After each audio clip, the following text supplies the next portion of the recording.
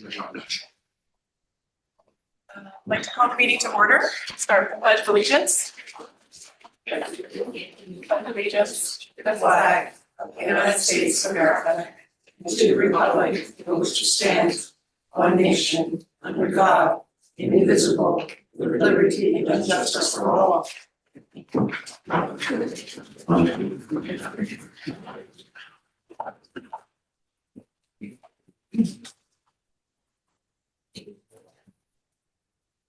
Order of business is to continue the public hearing for 490 Sagamine Street. Is there anyone who would like to speak publicly? Public first, yes, thank you.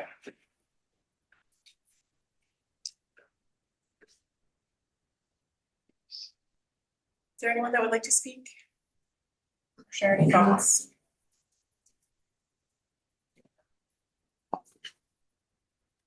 Well, then we'll just move forward with the presentation of the old business, 490 Sagamine Street, and then we'll give some comments.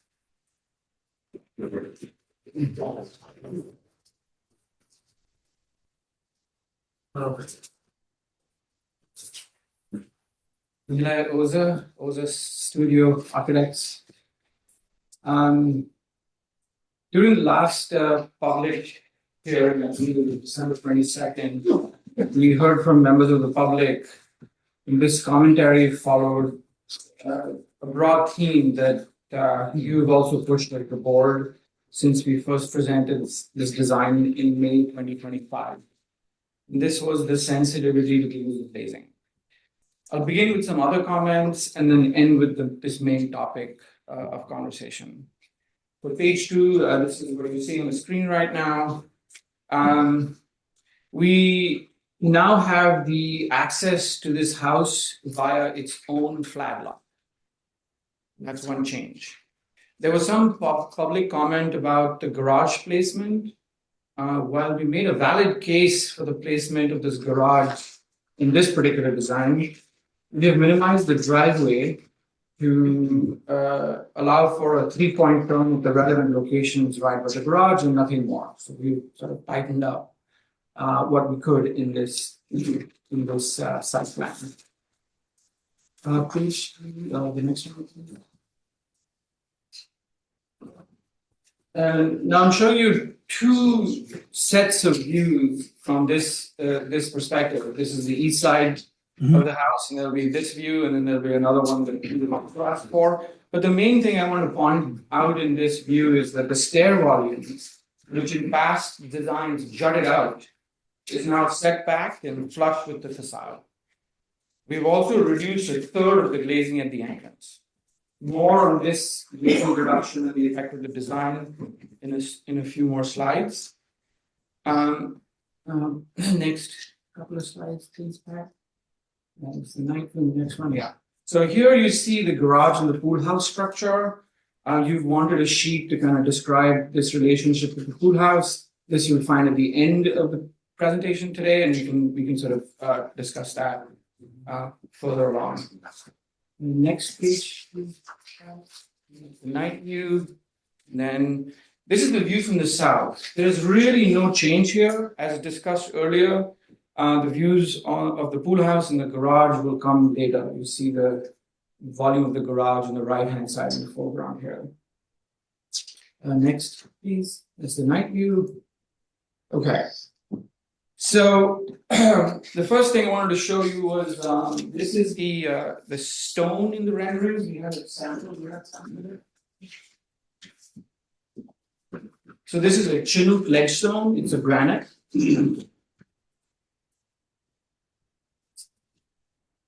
Right here.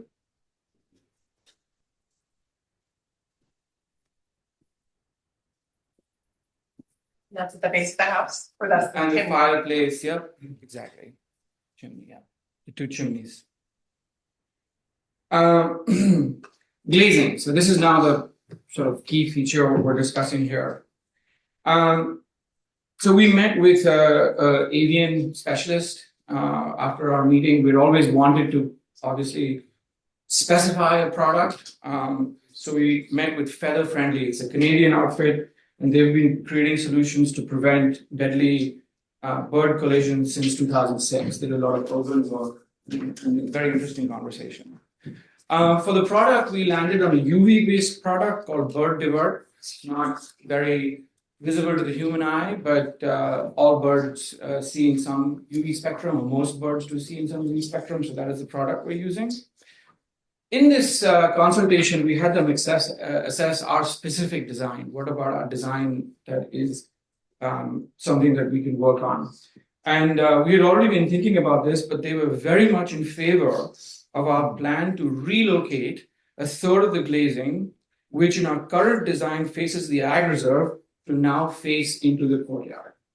So I'm not sure if this is clear in the rendering here, but to the right-hand side of the great room is actually a barn door. That glazing has been relocated and doesn't face the ag reserve anymore. It faces the inside of the alcove of the courtyard. They thought this would significantly reduce how this structure presents to the birds, and it was quite sort of keen that we followed that. So in consultation with Michael and Heather, we further leveraged the relocation of the glazing to introduce a barn door type element facing the ag reserve. This design element first surfaced during our initial meetings with you back in May 2025. The idea was to use retractable screens to reduce the impact of the glazing. We've been looking for a way to introduce an element like this. You can see this in the rendering again on the right-hand side. It sort of mimics the format of the glazing in the great room, but in fact is a movable screen. While the exterior of the house is what we've been discussing, designing an internal experience of this house is just as important for my studio to get right for Michael and Heather. The orientation of this house and the resulting solar heat gain are important factors here. The screen is a good, simple, quick way to make the great room comfortable on a sunny, bright day. But we also don't want this volume to feel like a silo. It is, after all, a great room meant for the family to gather together. So at this point, we caution any further reduction in glazing to meet that goal. Next, please, Pat. It's the night view. So since our first presentation, we have maintained that this design, while historically sensitive, is an agrarian structure. Over the intervening sessions, while accepting this premise, you, the board, have pushed us to pare down elements that do not contribute to the historic agrarian character. Looking back at our original proposal, the board's suggestions have clearly worked towards this end. We have worked really hard to align with your desire to reduce the glazing and make design suggestions that maintain the architectural integrity of this design. At this point, in good faith, I cannot continue to reduce without countering the original design intent. So, Brad, if you could just go to the next few slides, that's the night view. And then this is kind of a sampling of our inspiration, both local and sort of near far and nearby. And then the next 4 pages are the plans.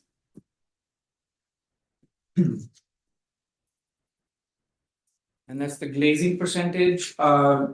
Most of them are swaps towards the north, towards the east rather. There is some nominal reduction in glazing because we've taken out a third of the glazing at the entrance. But we have also reintroduced small bits of glazing to not, give it a really blank facade. Next. This is again the material sort of sample board, and the next image is the mock-up.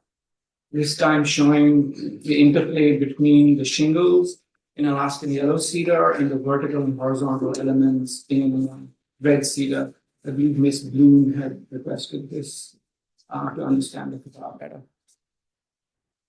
Next slide, please. That's it on this one.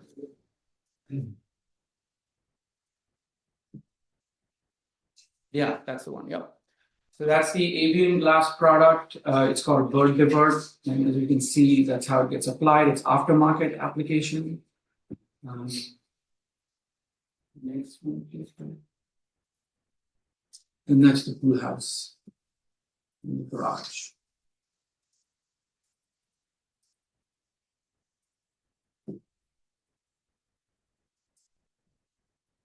Would you like me to go back to any slide or anything? I have to do that.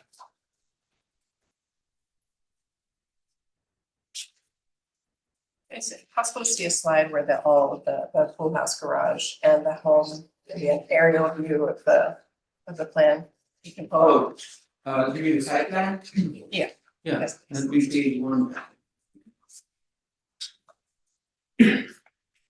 Yep. Is this the one you wanted? So those. Look at where the pool house lives. The garage.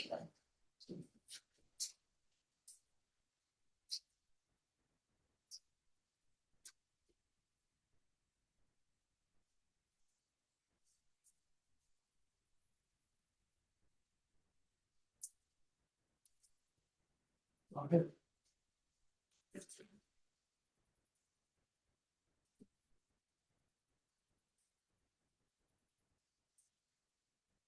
Okay, I'll just speak to the feather-friendly bird divert glass first, since the public is here today to hear about that. Does everybody feel comfortable or want to speak on that publicly for the birds? Okay, I think it's a great solution. Thank you for doing it. I have a question in the great room fenestration to the right. That panel is opaque and movable, or is it fixed? It is movable, but it is a screen. So the vertical elements are sort of organized such that the sun in its highest azimuth is actually blocked, and as it sets in the west, it allows lighting. But seen in elevation, Mr. Woods, it would be opaque.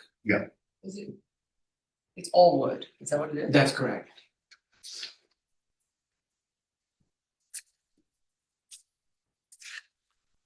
I'm just gonna make a comment overall, just generally taking in the whole home and its location. I want to be very clear and say that the design of the home is beautiful overall. I think what is happening sometimes with some of the more recent presentations is that they're taking homes that exist in Sacaponic, historic or otherwise, and mixing the styles, right? A modern barn, and then they're mixing in, a traditional 1860s home. And then they're also sometimes mixing in sort of swooping roofs. And I feel when I look at the home, to me, it looks like a modern home. I see absolutely the agricultural building that you're pulling from in the inspiration. And I feel strongly that a modern home in that corridor, in that location, is not a proper fit. And I feel like the back of the home has a lot more of the traditional elements while still being clean and modern at the same time. That feels more of something that you would see fitting with Main Street than the front. By no means am I asking to flip the house. I don't think it's my job to tell you, but I also think the sides of the house also feel more like they fit in. It's only the front that I feel is a little bit outside of what I feel is appropriate for the corridor. And that's just my own overall comments. And then my other comment would just definitely be on the back specifically to reduce the glazing on the top in the middle. I appreciate the sliding screen, but I do feel like the second floor glazing is too much. And then I'll just maybe let you guys, if anybody else wants commentary. What are the ceiling heights on the second floor? 9 feet.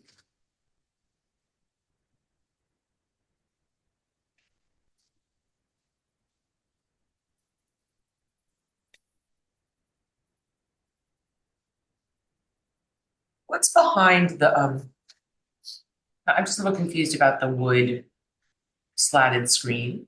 What's behind it?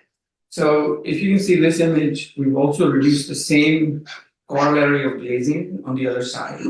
So to the right of the tree, there was actually glazing, 2 stories of glazing. We've removed that. That is shingle. On the ag facing side, behind the screen, you would also have shingles. So you have shingles beneath the screen? The screen is movable, so it's like a barn door that moves. Similar No, to I a barn understand, door. but how does it move? I mean, because it's a very Manual. large, Manual. This is a I screen. mean, it's a double height, you know, it's a very, This is 782 Townline Road. And this is a movable screen but that, this isn't double height. Yeah. This? yeah, that's 15, that's probably 16 feet tall. Okay, but so Right, it's how tall small. is this? Because if it's 9 feet, I mean, this is 20. Yeah, this is probably 19 feet. But it can be made, barn doors are, yeah. And this is a screen, so it's lighter than conventional fully clad door. So, sorry, I'm just trying to understand it a little bit better. Behind it Is shingle. is shingle. Mhm. So it's really for a aesthetic effect that you have, So and the screen is not really gonna be moved because, I mean, personally, that screen is moved every day. I know the homeowner, and that is a very, very relevant use of the screen. In the This- high summer, the quickest way to get shade and human comfort in this room would be, rather than turn the air conditioner on, put the screen on. I think that both of those problems Yeah. you wouldn't have Yes. if you didn't have such large windows. And this is something that we came up as a consequence of conversations with the board back in May. yeah, again, I'm not really clear on the purpose is really aesthetic so that it's not solid. It is a utilitarian device. It can move over the glazing at the great room and cut the sun. That's how the screen is meant to work. Limiting the angle. I know, but it's not really realistic that. No, it's not necessarily deleterious in its open state. Correct. Doesn't really add to or subtract from fenestration. Like, it's fine, it's just, I don't really think it's gonna be used in a manner that mitigates the feeling of the glass box. I think that's what's going on. I mean, to me, I think it's aesthetically pleasing. But I question that it It wouldn't- really is utilitarian. Yeah, it wouldn't really affect the nighttime I illumination. I mean, I don't know how to actually sort of state this in more of a way than I can. I have a client who has pretty much the same contraction, and it is used almost. But you're showing me a barn door that is completely solid. So that has nothing to do with it. This would, as far as the sun is concerned, operate like a solid door, because the fins in the screen are set up such that the sun doesn't get in. It's lighter. That's all there is. It doesn't. It's sort of like a neo plantation style. I totally understand what he's saying. It's. And so the main fenestration in this side, this panel is 14 by 19. You mean the total height? Yeah, It's about, like, you mean both floors? yeah. It's 18 feet tall.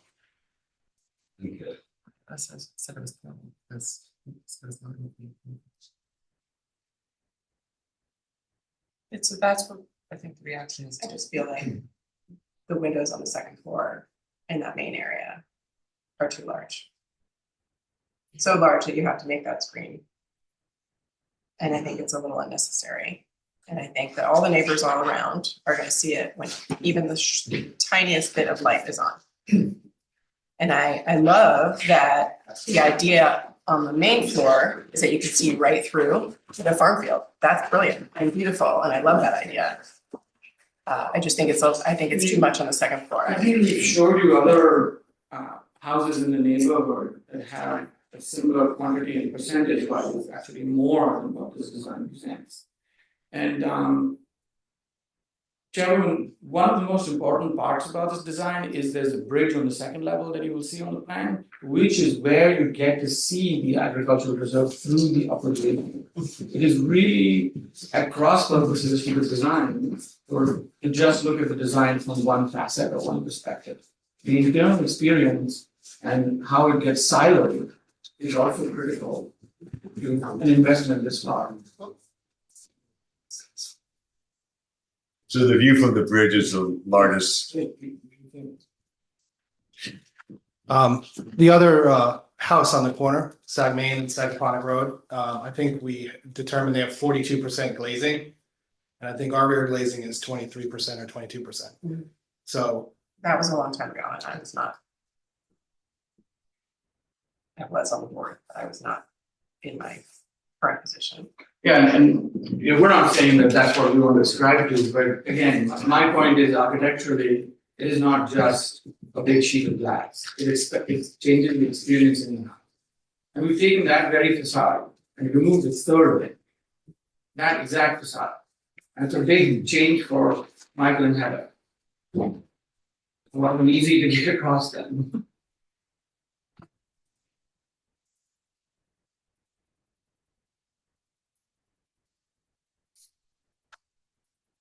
I mean, the beauty of the location is that you're gonna have that view in a lot of places within the home.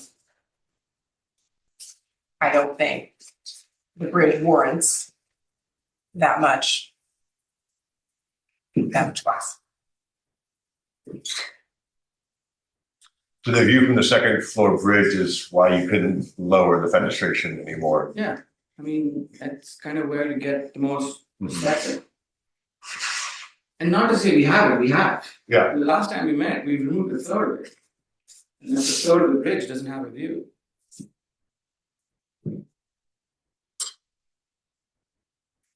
If I were the neighbors across the field, I would be very upset when any light was on in this house.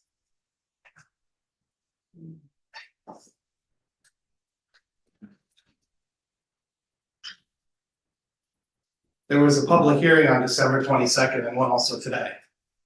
And those neighbors have not voiced any concerns about the glazing at all.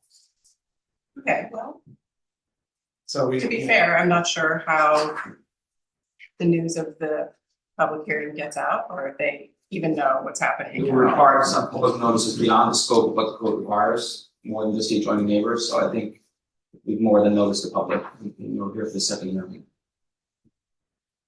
And this was not the context or any of the comments that were raised.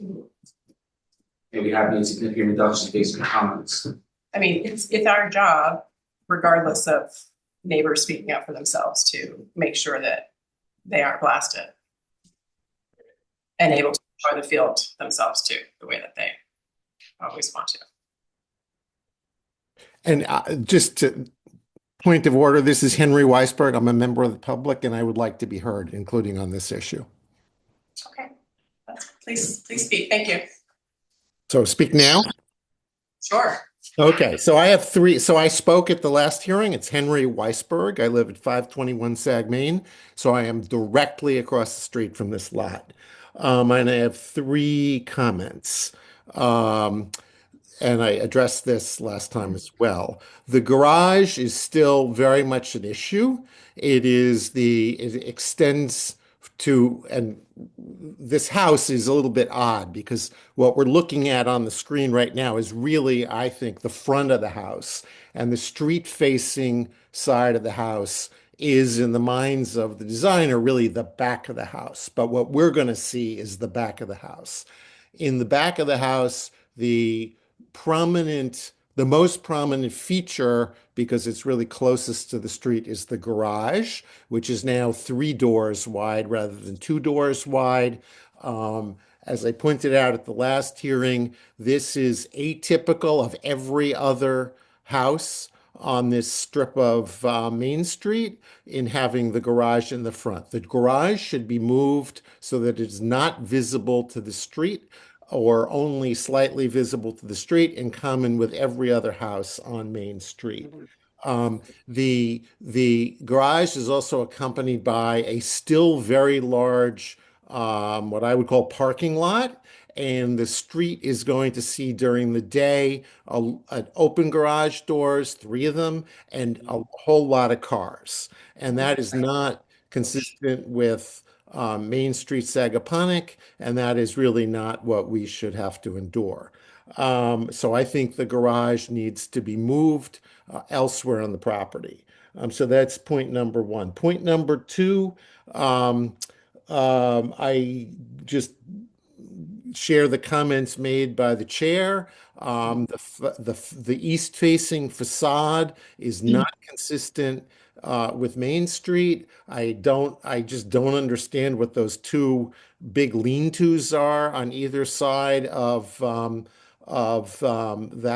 that facade, and it's just not consistent or appropriate for Main Street Sagaponack. And beyond that, I share the views articulated by the chair. Finally, as to the light, while those on the east side of Main Street won't see into those windows the way that the neighbors to the west will, there's a huge penumbra or glow that's going to be created by this house at night. And one of the things that, we already have too much light in Sagaponack, but at night, we really need to protect and husband the darkness, and this will be inconsistent with that. And even though we won't see into those windows, if there's any amount of light, we're going to see a huge glow, and it's going to look like a snow globe or something. And we shouldn't have to endure that. And I think the windows, whatever the percentage are, need to be reduced in size, particularly from the higher floor. And that's so I have those 3 comments. Thank you so much, Henry. Thank you.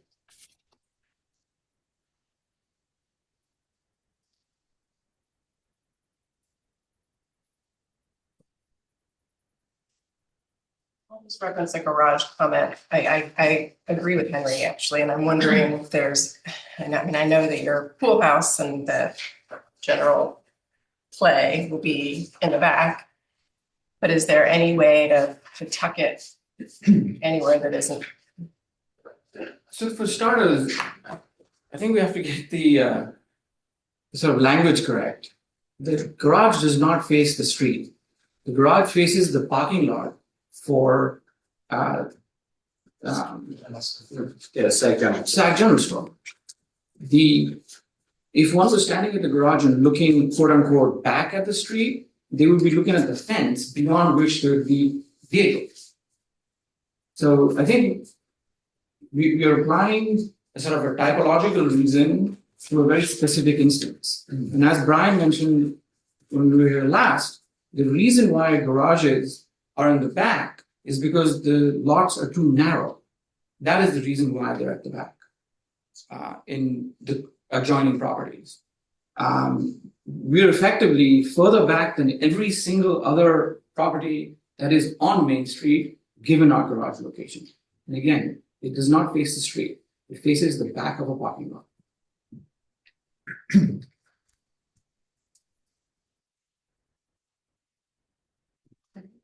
Again, this is a flag lot. Even your own village code, for example, with gates, which are prohibited on Sagaponack Main Street, has an exception when you need a certain distance on a flag lot where they're removed from that restriction, given the fact that it's a flag lot, it's not on the main corridor. We're behind a home. We're set back 200-300 feet from the road. From Mr. Weisberg's probably 400 feet from his house. So again, it's flag lot, you get to choose your designation. What is your front and rear yard? And this is the way the lot is shaped and oriented. Significantly reduced parking. To this point, we abut a parking lot, but again, I don't know the relevance of that comment, 'cause he's looking at a parking lot already. And I don't think a single family home is gonna have a significant impact on that.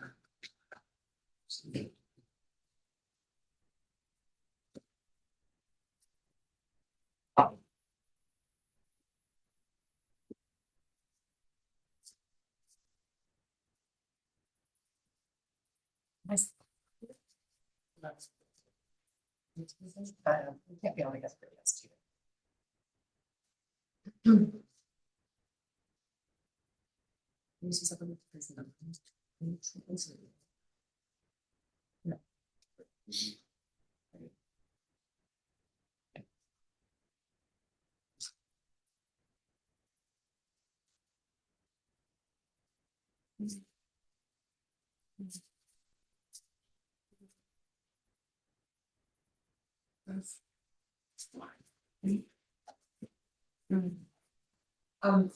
I know there are a lot of different things going on here. I just have a question about the windows because, and I was not here at the last meeting, so forgive me. It's hard to tell from the notes, everything that's discussed, although they're very comprehensive. Was there ever, because I know that the glazing, is, such an issue on the back. Was there ever, not to get rid of the symmetry, but was there ever an exploration of, for example, if you look at the right, where you have 9 panes, but just say instead of 12, you have the 4 sections and then the sections on the other side. Did you ever look at reducing the mass of the windows, keeping them symmetrical, but So sort of chunkier intervening members.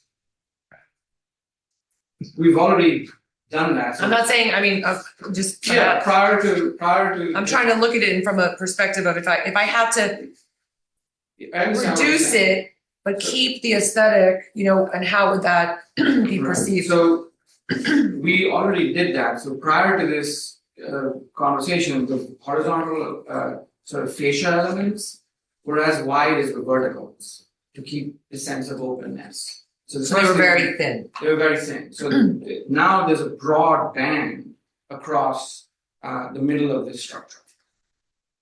Making these chunkier, I feel, is just aesthetically going to be in awkward move. There is a, I mean. Oh, I don't it's know. subjective, From a rendering perspective, but what you were trying to achieve is a lot of light from the inside out, right, and the outside in. And I'm just, curious about it because, now it's almost 9 feet. You said those windows. Yeah. Right.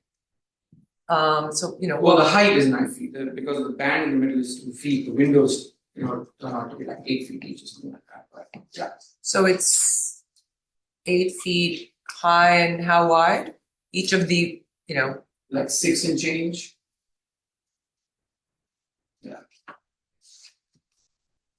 so that will reduce slightly, Yeah. so- in terms of that box. Forget about for a second the aesthetic from the outside that, we're looking at now. Would that allow for, as much light? You still have the light on 2 sides as well, but maybe just a little bit of less of a, glow because it would be less I mean, of a look, less of a wide.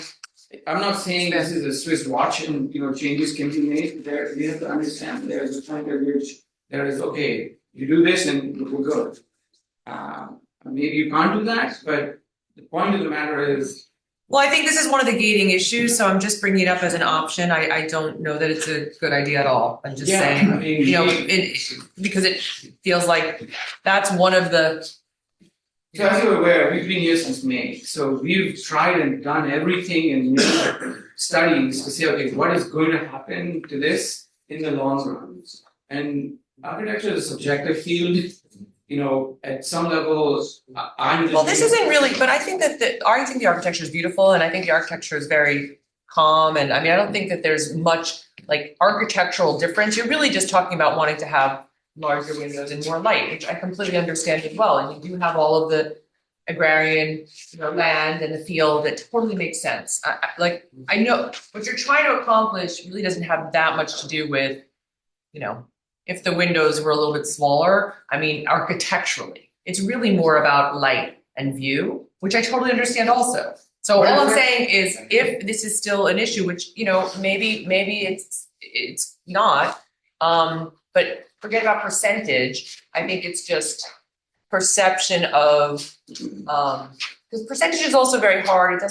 We're not really supposed to be looking at percentage, and percentage is hard because every time someone talks about percentage, it's very hard to measure what you're really including in that measurement. So all I'm asking about is that sort of box, because I think that's the only part of the back that anyone is still a little bit concerned about. I'm not saying it's even right or wrong. I just think that's the concern that's still out there. So I'm just asking, this is the smallest, I guess, you have looked at it. Is there, any way to look at it a little bit smaller, it's a foot on either side or something like that? Again, I'm not saying you have to do that. I'm just asking the question. And if it hasn't been looked at, it might be something that might be helpful to the opposition of the size of the lot. I know at one point there was a question about having the glass, sort of on both sides of the box. But I think that it's very beautiful. And, I just, again, wonder about the size of the panes. Not looking for any action, just bringing it up. Is that concern based on the amount of light that's gonna come out of the home, or because again, this is facing the farm, I don't believe there'll be any public vantage point on this side of the house. But that's not answering the concern that, it's not my concern, it's the concern that has been raised by various parties about, yes, the size of the panes of the glass, right? And basically the argument is that this is what the client wants, to have more glass, more light, right? More view.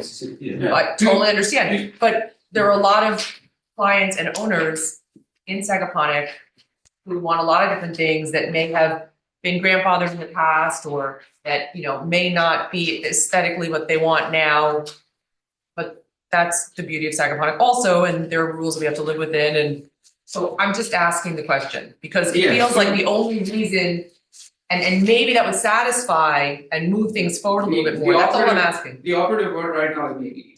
And so to answer your question, yes, we can do more studies to increase the kind of solid versus the dense, but numbers do matter. And we've taken the amount of glazing that faces the art reserve down by a third. It's not a small number. Yeah, but you started at a very large number. But as of last time, we were compatible with the numbers that you provided us, right? So we are going way beyond that. And not to say that that is a bad thing. I respect you guys for pushing back on this, and your mandate is to do exactly that. But from our perspective, from my client's perspective, yes, we can go there, but to what end? Like, what is our goal, so that we know when we've rested the tape? The goal is that there's not a glowing box, which has been the concern. Yes, and I think subjective. In my opinion, that is not a glowing box. But again, I respect your opinion. I mean, that there's no doubt that it's gonna be a glowing box. And I know that you've driven at night across Bridge Lane, and you've seen a lot of the homes that are across the field, and they are glowing boxes. They're on Highland Terrace. You can see them from so much farther away than even what your neighbors are gonna see from this backyard. So to address the great room again, in consultation with Michael and Heather, open to kind of doing a study where the sort of enter elements become more dense, let's call it, so there's less actual glass. Happy to do that. And so like we've been throughout this process. But there are some global things that we just kind of need to know we're on the right track on, because that's where we've been for the last 5 months. That includes the nature of the design, the way it There the last represents. 5 months, because there's been very subtle changes. Well, well, there've been fairly significant changes, honestly. We haven't, compromised the integrity of the design. If that is the goal, then we're in a different place. We've always maintained this structure is off the farm rather than off the street. Yes, it's an historical area, but it needs to read like an agrarian structure. And the comment about the back of the house being the front of the house is, I don't know where to take that. Nobody wants to have a house that faces Sag Main if their opportunity is to face the ag reserve. And therefore the house design is going to reflect that reality. We, as the public, don't want to look back at the house. It's not the back of the house. I think That's what you said. No, that facade is actually. So one of the things that came up was the sort of modernness of it. A brand new built barn today will look more modern than it would look more traditional. That's the nature of its form, and that's why it gels well with this design. It comports with something that is less busy and sort of full of trim. It's the nature of it. I'm a little confused.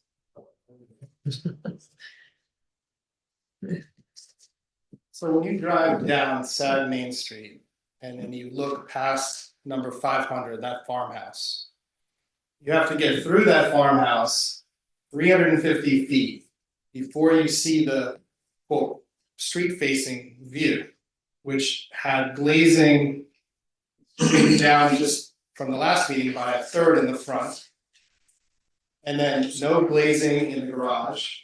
You're not seeing a glass, garage door. You don't see any windows on the side of the house.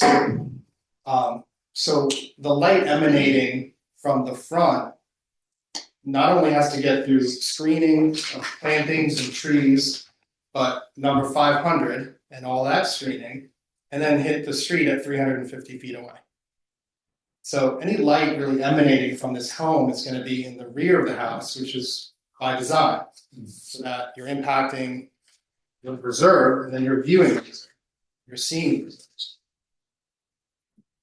I think from legal perspective, a flag lot, you choose, it's in the code, you choose what's your front, what's your side, what's your rear. With respect to Mr. Weisberg, this garage faces the rear of a busy general store. I don't really want At 400 feet. What? That's 400 feet away. Yeah, I don't really want my home to be shifted in position so that now my living area is impacted by the general store, which has parking up into the lot line. I don't know if that's even allowed, but it's right to the line now because they bought the house next door. So that whole rear area is parking.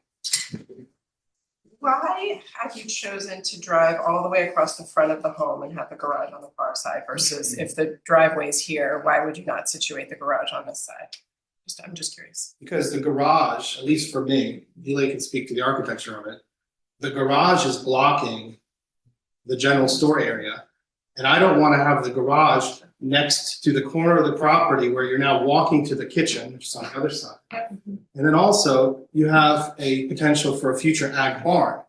So I really don't want the mass of this property to be, driveway, ag barn, driveway, 3-car garage, then house. We tried to put it to the farthest to the side that we could, so that it not only blocks the general store view. I don't want to be in the pool and then, seeing the general store traffic come in. But we've tried to block it and also put it to the side so that it's not right behind number 500. Because number 500 doesn't want a big garage right in their view. You have to respect the fact that that's a single and separate lot. The co-ownership is irrelevant from the perspective of building out 490. At some point, 500 could be sold and that person doesn't want a garage sitting in their backyard. They want to preserve as much of the view as they can through out to the reserve themselves, because they have a reserve view now.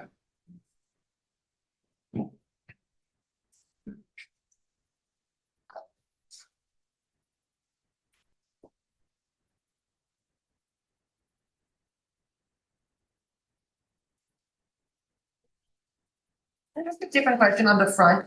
These two smaller windows in the front, these are bathrooms? Yeah, those are windows we're adding back because they're bathrooms.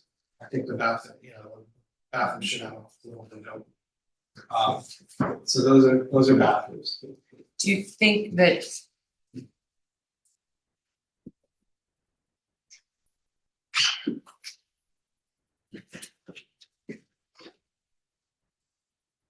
I'm just trying to stress that if they were more similar, would that be, Yeah, it's similar. I don't know if that'd be possible, but because of the positioning of the bath. I was just trying to address an aesthetic comment that maybe what people are reacting to is the sort of disparate sort of size and sort of, I see where they are on the plan. Yeah. I get it. I don't know. Alternatively, like if you took number 500 and you just took that house and moved it here, you would have a massive wall that goes 2 stories high. I'm not talking about that. So- I'm just asking about. Yeah, question to your answer is yes, except this is 350 feet back from the street. Those windows are highly unlikely to be visible from the street face. But to your point, absolutely, no problem. That is I was just I'm trying to Yeah. improve upon something that Sure. people have been talking about. Sure. Again, it's not. good point. It's not- You can totally- I think in a It's way that almost- the it's- subjectivity of the placement lends towards the sort of utilitarian nature that they're trying to get with the agrarian. Okay, so that's a different answer. That's a great answer. Thank you. Because there is a sort of quality of this place that is, for lack of a better word, found. They get accreted over time. And so, yeah, it has a, Fully designed in one way. So that's actually a feature, not a bug. I agree. Historically, this was once all lot, so we could think of it historically, perhaps this is the barn for 500 Sag Main Street, and that's how this conceptually could have been designed had this lot not been subdivided back in, I don't know the year the subdivision map was filed, but when the historic study was done, this was at one point one lot, which would have presented the ability to put a large barn over the ag reserve. And It's not a barn, and the house in front of it, all the houses around it are very traditional. And So, this is not a barn, this is not an agricultural barn, this is a home, correct. and it is amongst traditional homes all around it. Totally. But ergo, does that mean every home should be traditional? Because there is a Not in the variety. entirety of Sagaponic, unfortunately, you've chosen a very important spot. Well, but we've maintained right from the beginning that this faces the ag reserve and it's 300 feet from the back from the street. Ergo, it is more off the farm than off the street. We understand and appreciate that, and I do like the design. But our job is to make sure that it looks and feels like Sagaponic Historical District, even if it's set There is- back. So, Pat, would you mind going to page 11? I mean, I'm so sorry, but let's just, we're gonna look at this right now, One more.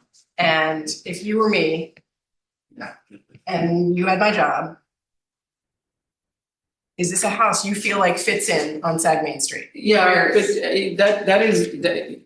the board asks us for certain views for clarity. That does not mean that view represents the public's point of view. We've more than once shown the public point of view and also underscored that the upper level of the structure is more visible to the public. And that is why we have this plinth, which was this modern design, which granted you guys said was not workable. Totally agreed. It's changed to this accretive kind of shed structure that is added on, but the original rationale still remains. This house is 300 feet back and the upper level is more visible than any aspect of the lower level. And this sheet essentially shows you a smattering of structures in Sagaponack and beyond. The structure on the middle row to the left-hand side is directly across from 490 Sag Main.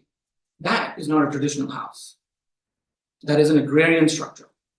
Yeah. See, I actually love the sides of this house that you've designed. I love the sides of it, out of the back of it. The front is feeling a little bit too modern. The front meaning the Sag Main street facing side? Street facing side. Okay. Is there anything? Listen, you are so talented, Amelia, and I feel like I hate my job right now because I don't want to tell you this. I want you to build a dream home. I want you to do what you're amazing at. I just have a job to do to make it look and feel like Sagaponic Main Street. I don't know how to tell you how to do that, and it's not my job to tell you how to do that. So you're more okay with this side? Yes, I kind of am, not Yeah. the windows, because I do think that main kind of chunk is too much. Would widening this section so it read more like 2 floors of windows? Yes, and maybe lowering the top a little bit on the second floor. And I don't think I love the screen. I think Alicia's probably right. You won't use it, and I feel like maybe it's a little jail-like. Yeah, I mean, the screen was recommended, in our first meeting, and basically, I think what Neela was trying to say was, as the sun's coming into your home, you would move the screen, and they could be moved manually or mechanized method. And the sun coming down would hit the slats, so you'd still be able to look out, but you'd block the sun. I think it's a slatted screen. It's made of wood. We're trying to do that to block. I was only questioning it from the standpoint of really the mechanism and using it. I have a barn door, I have a modern barn. I understand it. It's just, it's very large and it seemed like it might be a little bit tough to manipulate, not that it's anything wrong with it. So for me, I'm just questioning, again, some of it is more, I'm just trying to tease the things that people are talking about so that we can move it through. So I think, there's the issue of potentially, Megan, reducing the glazing a little bit in the back. I don't think we have to say how, I threw out there the 9, not the 12 paints, but like that might not be the answer. I also feel like somehow spreading the windows out as it would be in a more traditional home, it is less offensive than solid walls. I think That doesn't bother me in terms of like, the reason I was saying 9 is just because I think that in a lot of the sort of modern barn architecture that we're looking at now, you have that, you have this condition, it's not as large. I think we're just trying to get the reserve view. That's really. Yeah. You're gonna have that view. You are. And trying not to put the house, essentially a farmhouse that is number 500 and number 468 and others around like right on the same lot. It's like, farmhouse and farmhouse and farmhouse. It just seems a little much. So can I make a bold suggestion on the front? Sure. I mean, not that I'm advocating for more windows, but I think maybe maybe Megan, what you're reacting to is these sides, not so much the center, right? Which has a lot of that still same character as the back. I mean, is there a way that, maybe these 2 sides, which frankly, I mean, you have bedrooms there that don't even have windows. So maybe there's a way to use a little bit of the. Well, I love windows in a bedroom. Well, so I looked at the plan, but I'm just saying, Look like more like us. but maybe there's a way, and I'm just thinking of the vernacular of these 2. I don't think it's the top, and it does look like, it feels like a barn. Okay, so But I'm bringing up these things because I like to try to move things through, and I don't know the answer, but I think maybe that would help a visual. So potentially some more traditional style. Yeah, I don't know. windows. I'm just looking at the back, and I'm trying to. I mean, Tony, you're advocate of this. Yeah. I think personally, the street view you've totally nailed. And I think it's a as close as you can get to a utilitarian type barn. It shows a sense of continuity of time with the adding of other structures to it. It's not some monolithic design that was squeezed out in one time. So that's me. I think it is the irregular windows. I think it is the lean-to shed type feeling. I think that obfuscates the opening in the middle, which again has utilitarian provenance to it. So is that just at odds with maybe the idea that other people want it to look more like a home? You're taking it more like it looks like a barn. That another shingled house behind 4 shingled houses Right. become a little trite. looking side.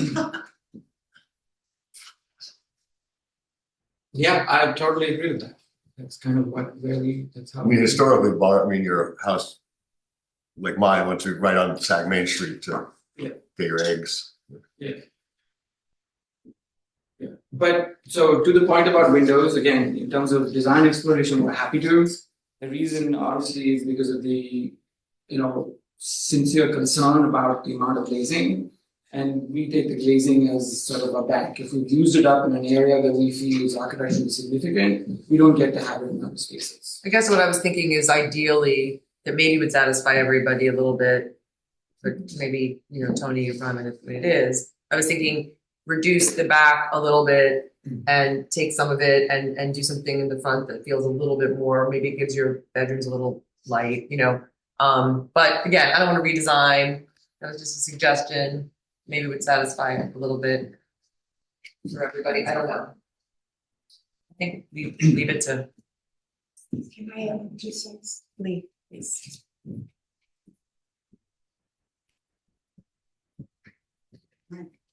Or afternoon, Lee Foster, 698 Main Street. I'm listening very, very carefully to the back and forth. And I guess you recognize me from the last one I met. Sure. I'm all about. I'm all about the glazing, I'm Yeah. sorry, I'm all Yeah. about the birds, Yeah. okay. Okay, but the other thing that I want, if you would be kind enough to clarify, is this whole issue of 1/3. Because I think I heard you say that on account of diminishing across the bridge a third. If you would help me, perhaps and also the board, to know where the diminishment of a third comes into this Sure. design. No problem. Okay, thank you. Can I just point to the screen? It's probably easier to do that. So in the previous designs, this column of windows existed here as well. Thanks, all right. So we removed a third of the windows on this side and the outside. And so that was the issue of your announcing to the board that you have diminished by a third. Yeah. Is that one? That's correct. Thank you, that helps.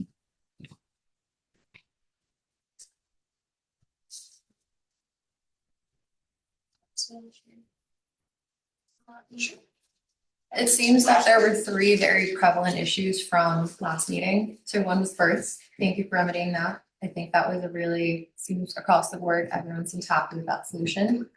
I think the second was the glazing, which obviously in the front, you certainly have reduced that. That's great. I think across the board, we're a bit happier with that. Certainly seems like there's room on the rear agriculture facing side of the home to improve upon that. Obviously, everyone deserves to enjoy the view. Everyone deserves to have what they want out of a custom home, but perhaps maybe repurposing the window size so it can be consistent throughout the design and just perhaps shrinking them a bit like Lucia commented. Perhaps that might be a great solution to find some middle ground. And then the third issue that was raised is the front of the home as it faces Main Street. I think that was, obviously the glazing has been a bit of a controversial topic, but perhaps maybe adding windows or adding something to soften the sheer mass of siding on the side of the home, perhaps that might help balance it out. Sure. Obviously, Mila, you're very talented, so I'm sure you could find a way to do so. So But it we seems like want those to. are the 3 issues that still remain. Sure. So we want to do a lot of those things, but we also have one person on the board that, appreciates the design. So we don't want to go one direction and then have the design, elements, costs, of an individual's preference to follow. So we can come back. It feels like we're playing on a tennis. Yeah, I don't think you're gonna be in danger of having this home be tried in any way. It's a clean, beautiful design. I don't think adding some more traditional elements to the front would do that, because it's never gonna be another traditional. You're not allowing it to get any more traditional, coming back here every month. So I think, Well, I think if this were on Main Street direct, it'd be a different design. And I think you should hear that from all of us, like 110% different design. But the location of it and how it's set back and the houses around it are causing the design to be what it is. And that's what we're trying to accomplish here. And I agree that there's an extra grace that is given, right? Because of that.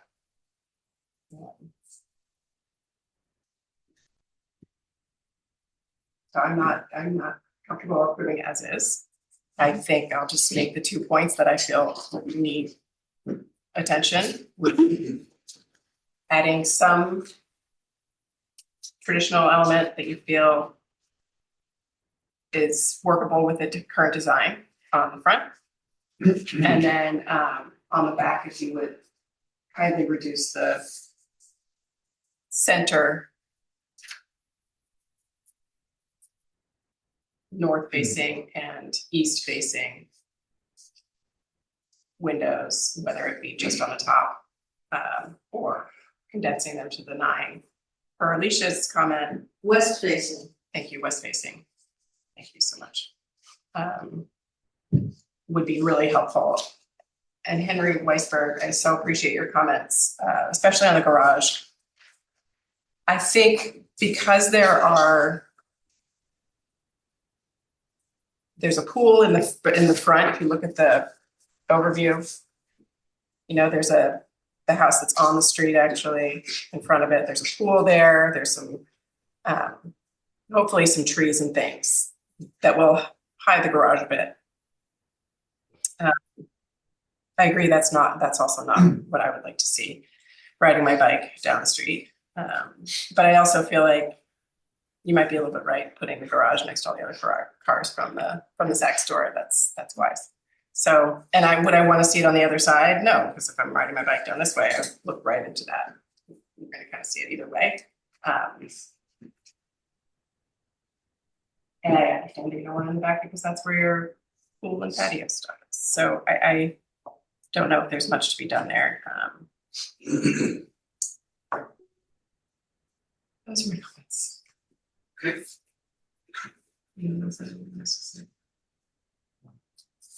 Okay, I'm gonna keep the public hearing open until we approve this. Respectfully request that we close the public hearing, as it seems we've addressed all the public comments, and it seems.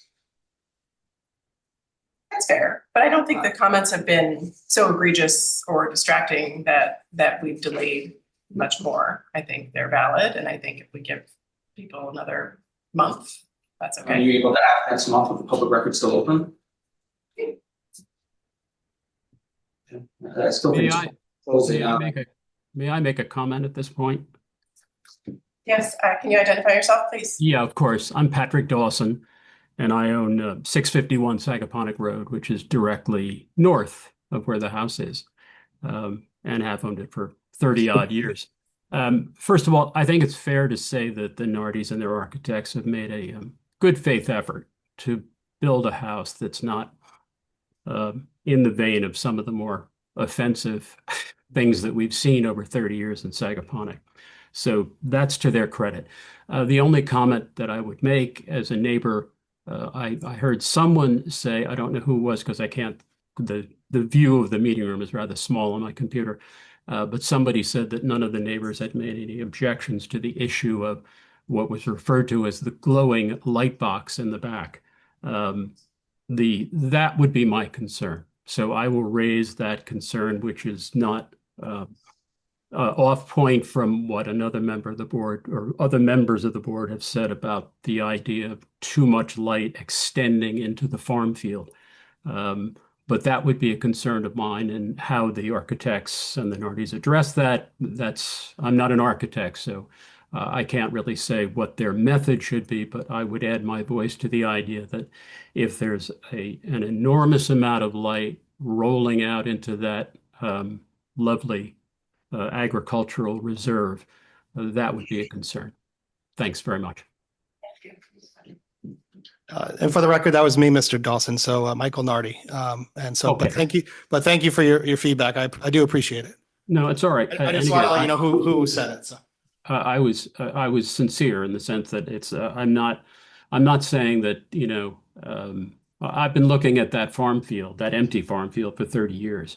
And obviously the fact that there's going to be a house built there, it's not a particularly happy thing. But on the other hand, you have the legal right to build it there, and the house that you've designed, I think you've made some really good faith efforts to fit it into the character of the village. So, that's to your credit. So my objections again are small ones.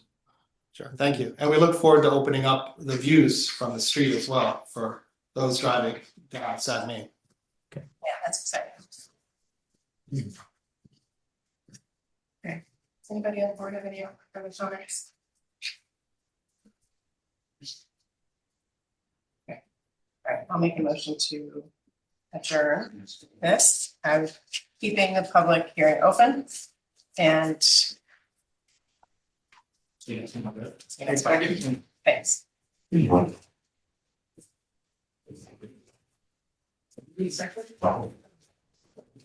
All in favor? Yeah, Patrick Dawson this time. Well, thank you. One sec, right?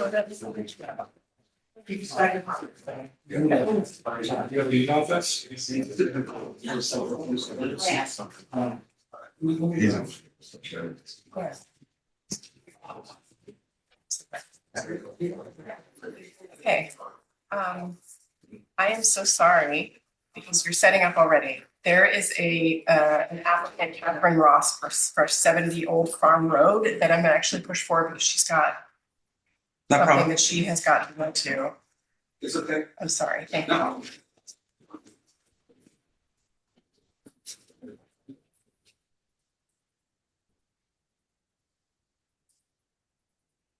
This Julio architect representing 70 Old Farm.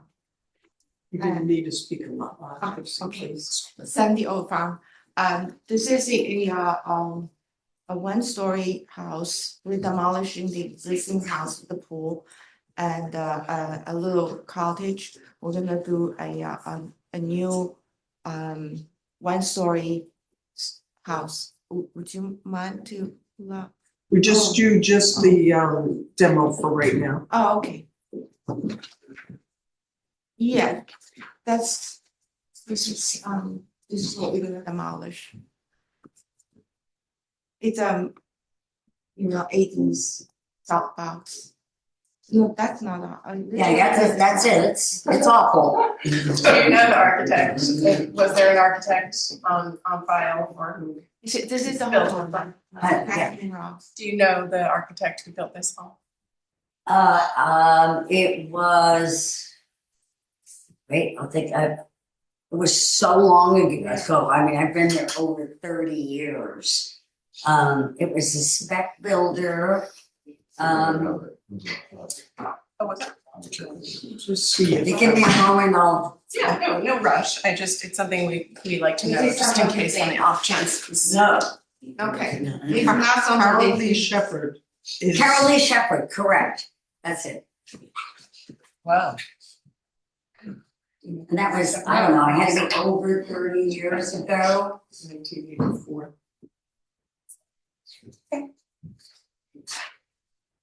I would agree that there are no features of architectural significance. No.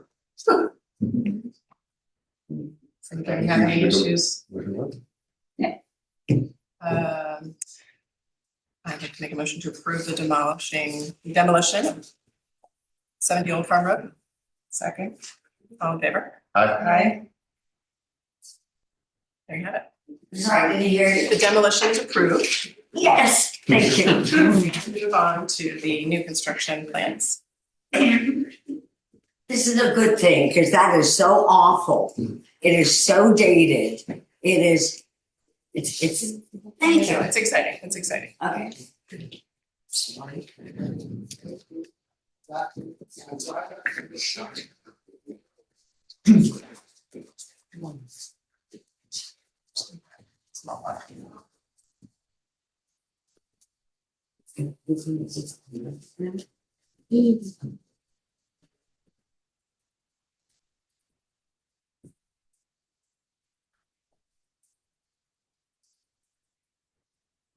Those doors are.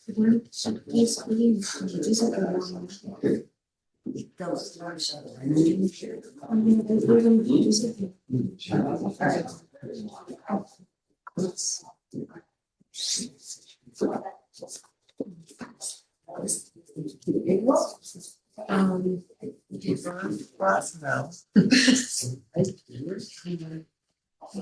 say yes.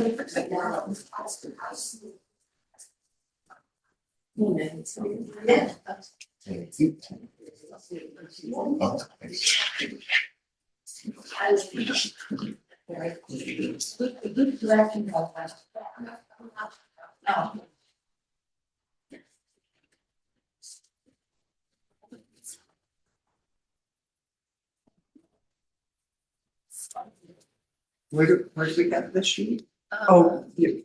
I'm so sorry. Seconds. Are you keeping on? Yes.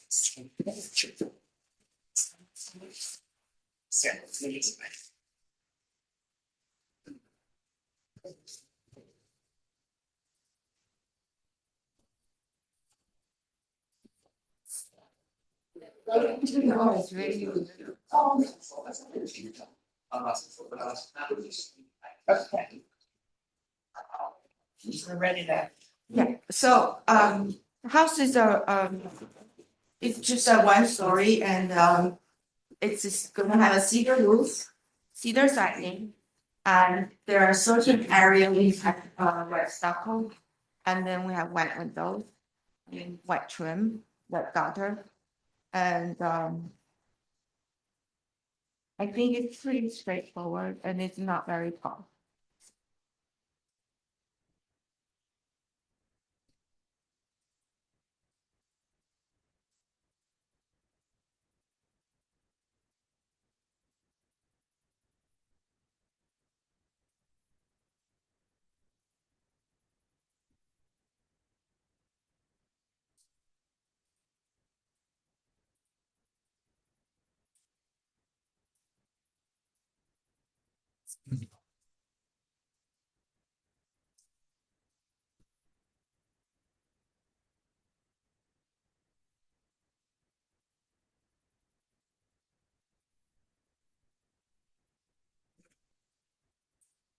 Description of the windows.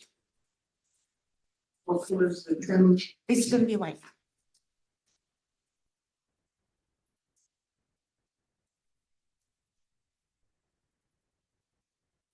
And the cedars left natural or it's gonna be framed? We're gonna do natural.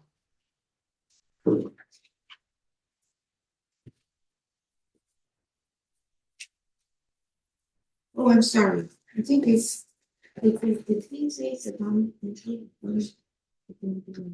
you say? metal gray, because it's metal gray. And windows or doors gonna be garnet gray, I'm sorry. Gone metal gray. Gunmetal. They're gonna not, Yes. so gunmetal gray. Yeah, siding is natural, and the stucco is upright. You see, I'm having trouble hearing you, so. Okay, I'm sorry. All windows and doors to be gunmetal gray. Roof is natural cedar. Siding is natural cedar, and then when it's stucco, it's white. It's off white, and trim. What is white? The stucco.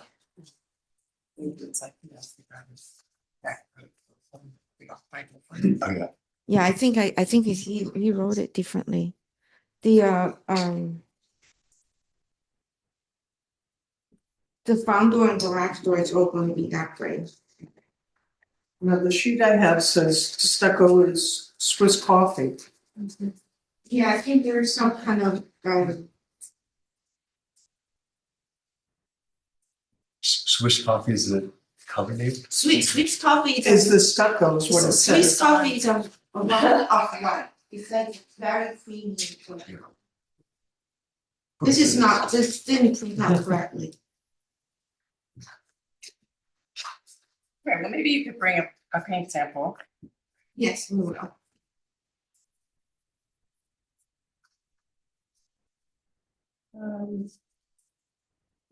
Also, just the whole home is up on a hill, right? Yes, we're trying to dig down to sink it lower than the natural grade, so we actually carve a little bit and put the dirt a little bit in the front. What would you do that for? Just so it's less move of dirt, less removing of the dirt. It's we cover a little bit if we make in the same vicinity to create a platform. It's more level. We cut a little bit so Because it's more cost effective or not disturbing the land or? not to disturb as much land. So what I'm trying to say, we're trying to not building on top of the hill, it's actually cut a little bit of the higher area, create a platform.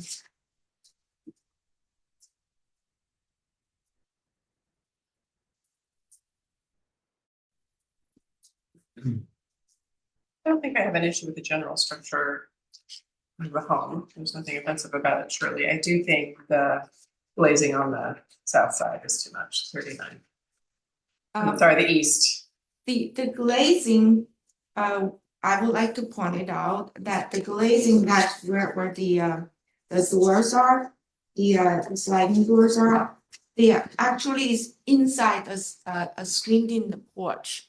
So light would not emit as much. So I did a comparison when you do the lighting analysis, and you can see the analysis there. Some of them, I reduced it to show you, what I think it's actually read how much light will come out, because it's not really on the surface. It's inside a pretty big screening board, pretty deep screen. Is there any way not to pull up a Google map to see what is behind it? To what's behind the house? Yeah, what's up to the east of it? Let's see what I can. So the screening porch is 19 feet deep. The place where we have, more glazing is actually enclosed in the screening porch. This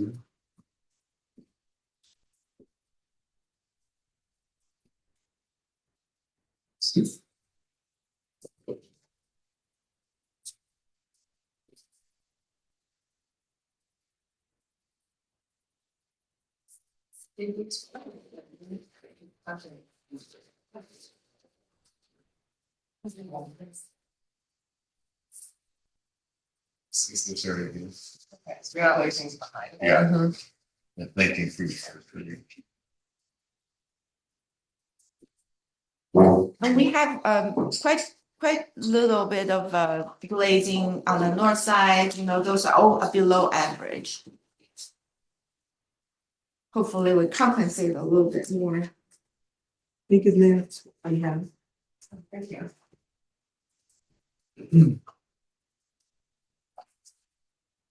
And so the current home, is that in the middle there? The pool in the back? Yes. One in the middle. Yeah, our. Let me see. I can basically only see the roof of the house behind me. It's like it goes up quite a bit from behind the pool. Right, okay, yeah, I just like. Yeah, the grade does go up too. Yeah. So in the back, the grade goes up. Let me see, my first floor elevation is 37.5. The back of the grade is at 40. So it's like the back of the land is about 3 feet higher than the house where we're sitting. All right, and are you leaving the pool there?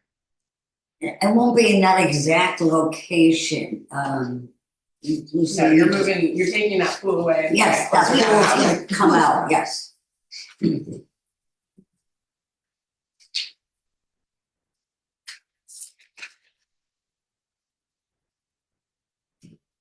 The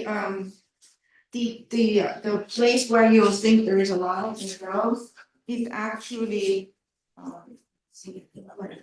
it's somewhere here. So it's pretty far from the backyard. And it's also recessed. In the screening porch that was on 1950.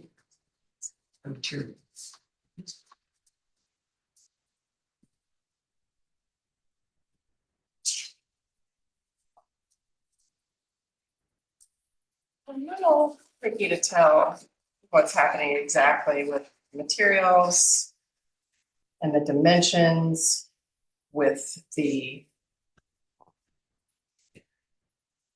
printout. It's not printout, it's the rendering. renderings. Like, especially in the front of the garage. It's very difficult to see. You know, how this middle part of the house touches the back of that. There seems to be a bump up here. Quite tell what's going on. In the renderings, I wish I could read them better. And also, how does this in the front, how does this black piece, looks like there's a hole in the back, maybe there's some light coming through. The east side also has, here, this is the east side. Yeah.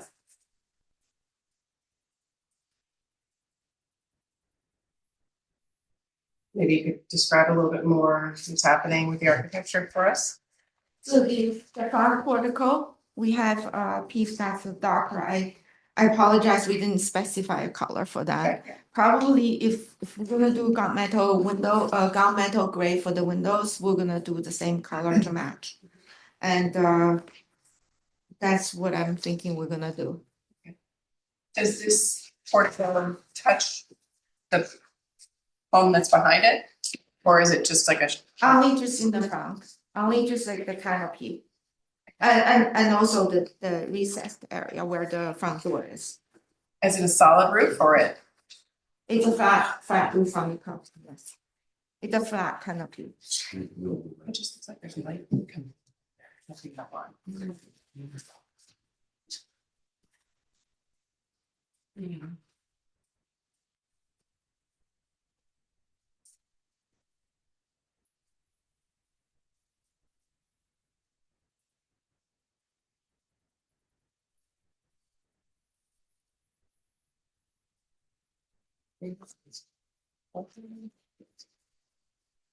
Basically, the house just has, you know, two colors. The natural cedar and the white stucco, off-white stucco. And then the window, is gunmetal gray. I mean, I think the stucco element on the south view and east. I certainly don't mind a little modern element to it. I certainly don't mind the stucco. Right now, though, it's feeling, maybe with the grid lines that I'm seeing, it feels a little industrial.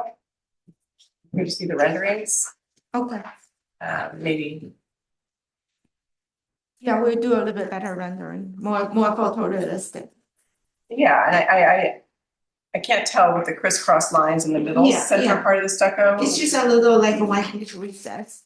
Cause like a stucco, when you don't have these, it looks actually more boring and it's harder to make them to be flat. So you have these lines, if there's any crack, will go along the line and it will divide, so it won't look as boring. Would you be able to bring in a picture of an example of what you're Yeah, I talking about? will do.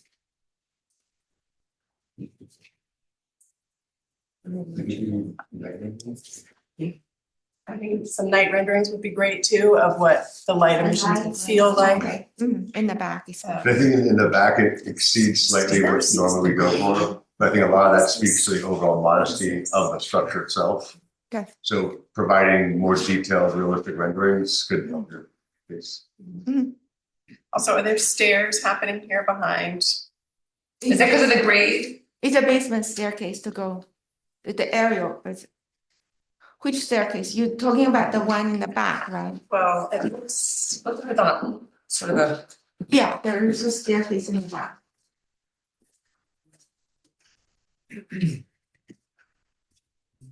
Yeah, it's you know, it's a basement entry. The egress basement entry. The basement entry is about 7 feet deep. In the area where there's no stairs, and then about 11 feet 10 inches where there's stairs. Pat, would you mind to turn on this one plan? Which one were the first floor plan? Yeah, okay, so So this is the basement entry. This part is about 11, and that's about 7 feet.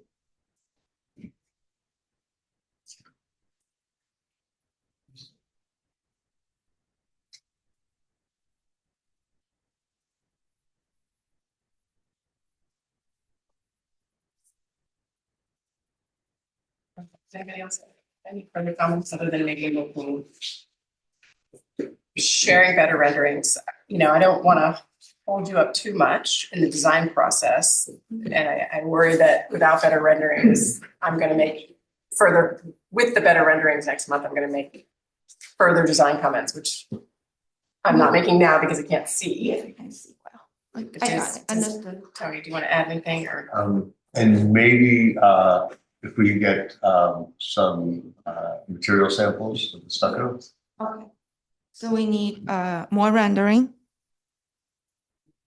And we want color samples, Realistic night rendering. night rendering. Okay.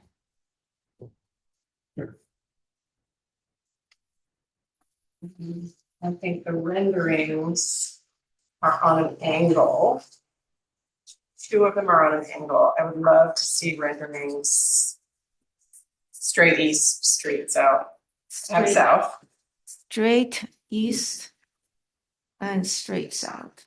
Right, and then, yeah, and north and west, right? So if you wouldn't mind a rendering of each of the sides, it's just. Every side you want. Yeah, I do appreciate these angled ones. I just want to make sure I understand what's happening and it's easier to tell almost if they're not. Got it. Anyone else have any other comments? Okay, so I'll make a motion to adjourn. Okay. Thank you. Thank you. And Stucco groove. Thank you, thank you, everybody. Thank you. And who's second? Seconding. Second. All in favor? Aye. Okay, thank you for waiting. Nice to see everybody again. Just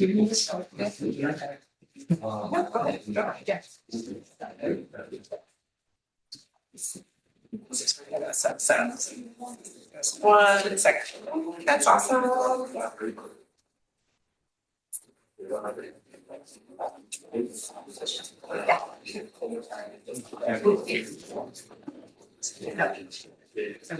Thank you. Right.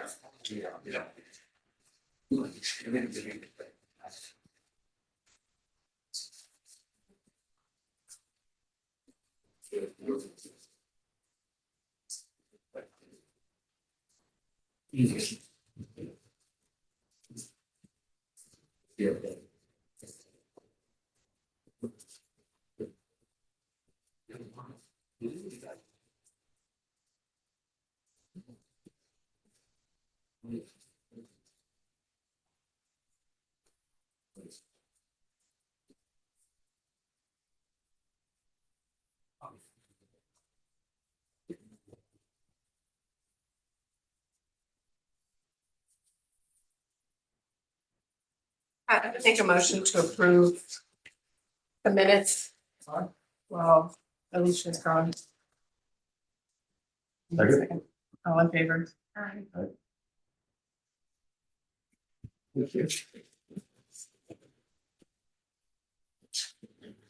I'll also make mention that we approved by committee of 2, 409 Bridge Lane. And 108 Town Line Road.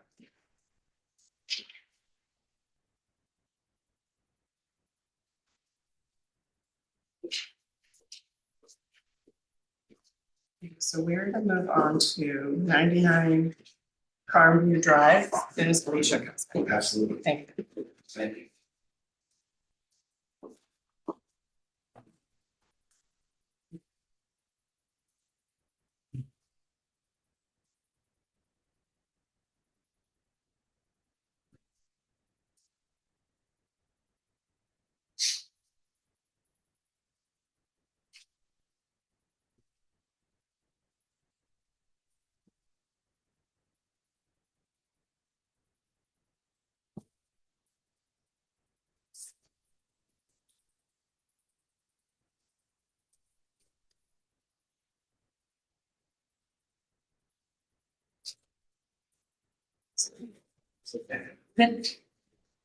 Thank you, everybody. It's good to see you all. Joshua Rosenswag and David Griffin from APDA Architects, office in Napoleon, New York. Here today also with John Hamilton and John Bennett as well. John Hamilton from LaGuardia Design is going to step up in a moment and say a few minutes about the project in terms of the site planning. I think today it would be good and suitable to do a little bit of a recap as well from our November session, because I know a few of the board members weren't here in our December session. So we'll sort of bring back some of the DNA that's gone into this back and forth in terms of bettering the overarching design of the house. First, John Hamilton's going to come up and talk a little bit about the macro site. Thank you, Josh. Good afternoon, everyone. For the record, John Hamilton, principal with the LaGuardia Design Group, for the landscape architects in the project. Nice to be back here in front of you all. I'll do a quick recap just of the screening on the property and the procession to the site from going down Farmview. So basically every property on Farmview Drive leading to this site has tall or medium-sized hedging. I think there's one property that has a split rail with lower plantings, but every other site on this street has the language of tall privacy hedging and plantings. So ours is a combination of existing plant material and new layers of plantings. On the west side, this is the west approach, coming down Farmview into Farm Court. On the west side, there's a series of existing shade trees, evergreen screening, privet hedges. That's all going to remain. The existing driveway cut into the property is in that western corner, so it's very visible, the existing house, right when you pull up down Farmview Drive. We're shifting the driveway cut to the east. So it's really, the house is very concealed on the approach, and then you turn and you arrive to the front facade and make your way around to the garage area. So much more of an experiential kind of sequence of the house here. This is a new evergreen hedge along that western entry where the existing driveway is. There are very large 18, 20, 24 foot tall evergreens that are going to remain or be transplanted for the new driveway cut.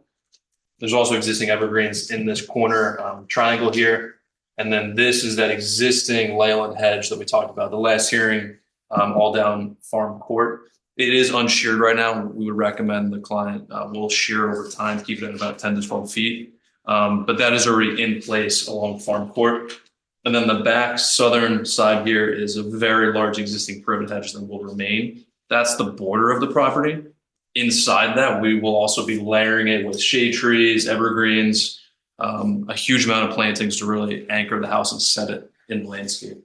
Can you just talk to how far off the Sagaponic Main it is? How many lots it is? This is the fourth lot off Sagaponic Main Street there on the corner of Farm Court. So very much in a suburban setting, many parcels into this development.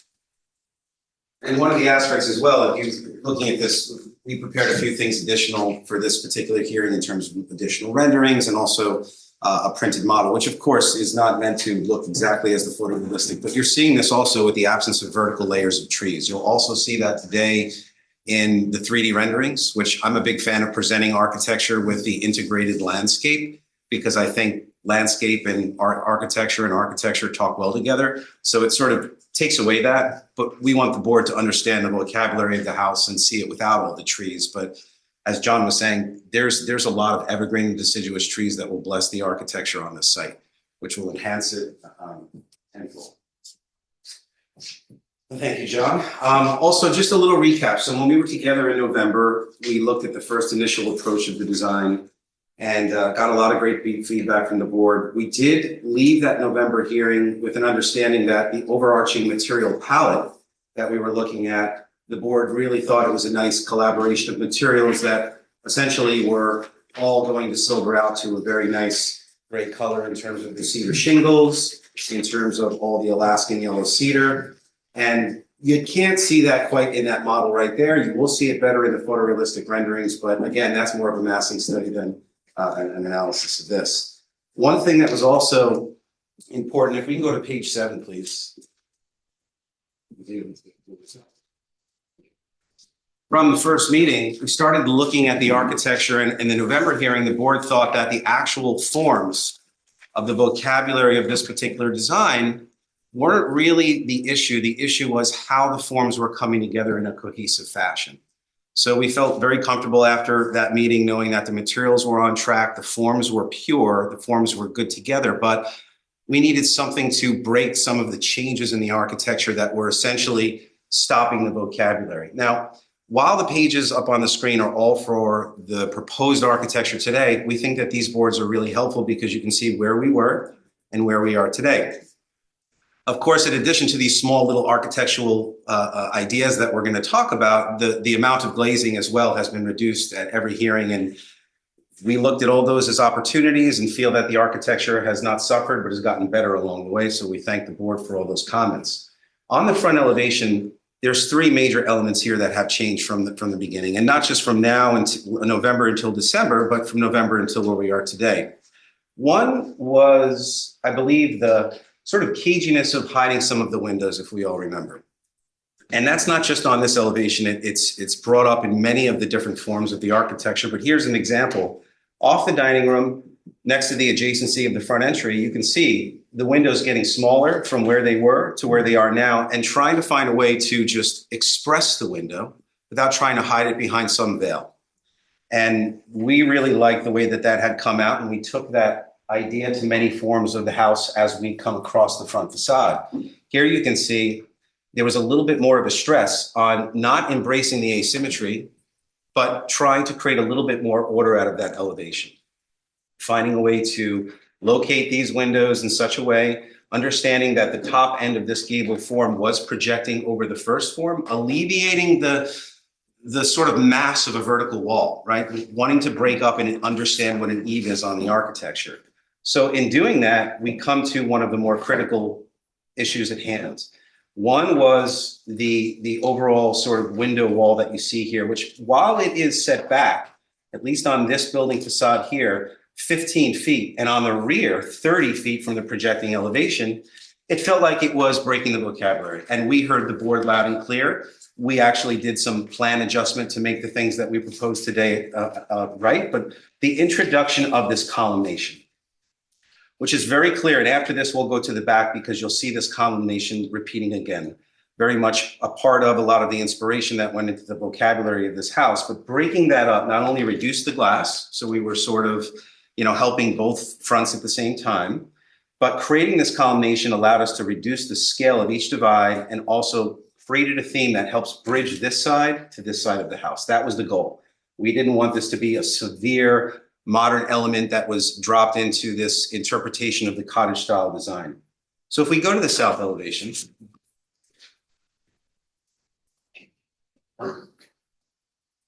once again now, that theme is being carried across. You're looking at the south facade while this is, again, set back. If we can just rotate this, David.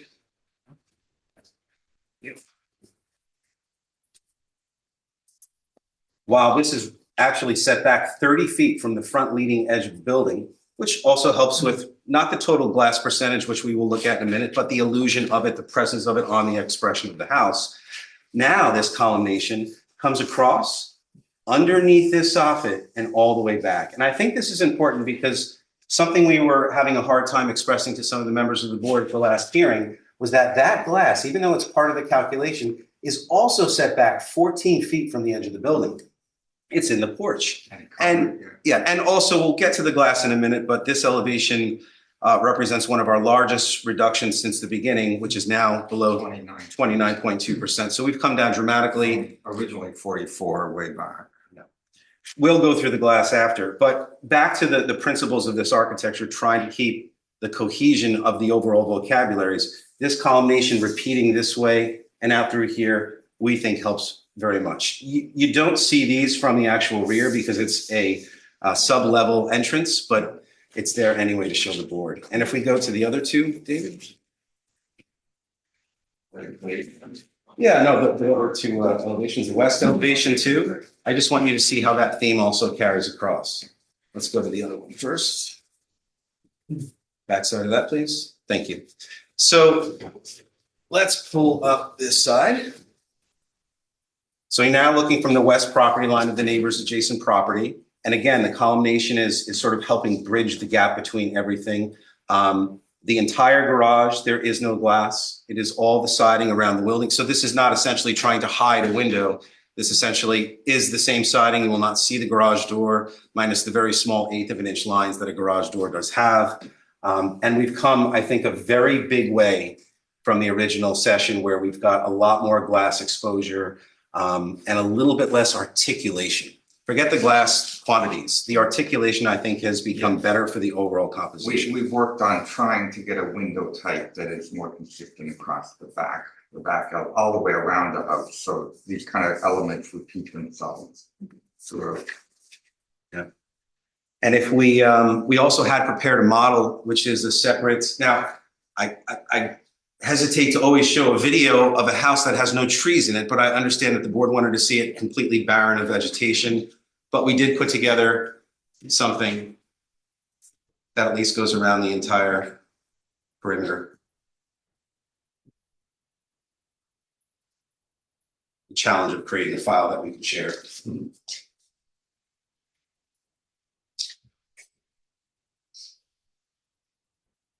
You can see the columnation now really becoming visible. The true forms of the double gable and the cottage expression with the sweeping roofs, but creating that soffit line. And if we were to have prepared a video that had all the trees that LaGuardia Design is thoughtfully placed in this, I think it would be even a challenge to be able to see any elevation as whole as you're seeing this. As is this. Thank you. And down to the glass percentages, if we bring those up on the board.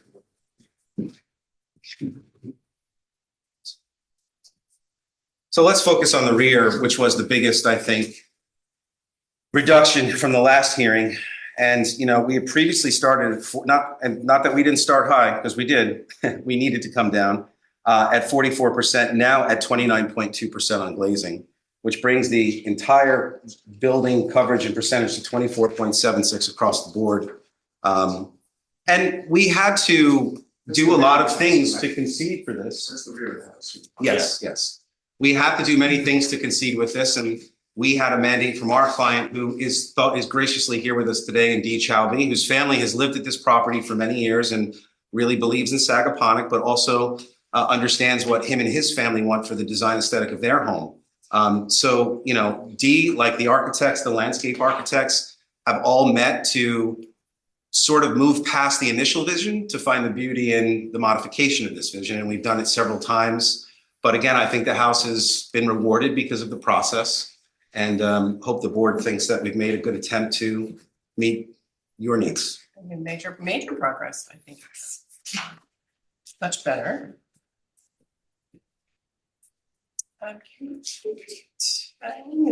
What is behind? What happens? Would you like to hold it? No. Take it out for you? Yeah. There you go. Here, have some fun. Thanks. What is behind here? What happens on this side? That is the boot room entrance with the staircase going downstairs. You do not see a stair going up because that's really a one-story building right there.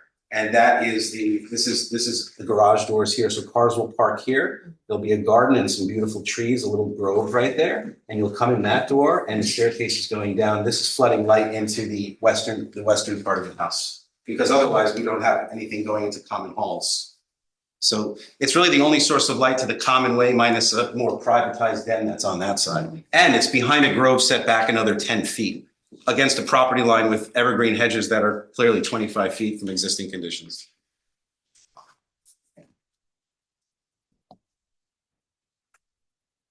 Some of the largest evergreen trees I've seen in visiting this property for the last 2 years. Anybody? Comments on that?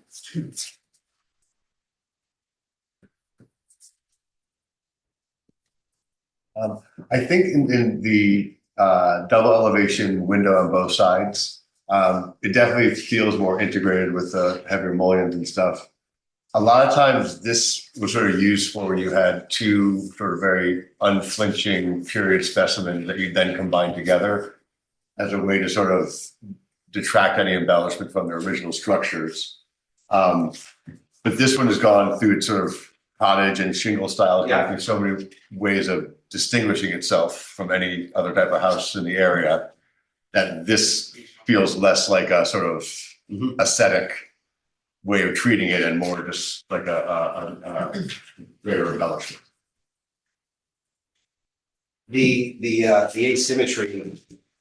asymmetry too, you know, sort of inspired a bit by Lutyens in terms of how that was broken up, and sometimes they weren't asymmetrical. But here, having the actual mull here with two divides mulled against one and one, it seemed also less symmetry on that facade would not draw as much attention to it. At least that was what we were thinking when we wrote it. Yeah.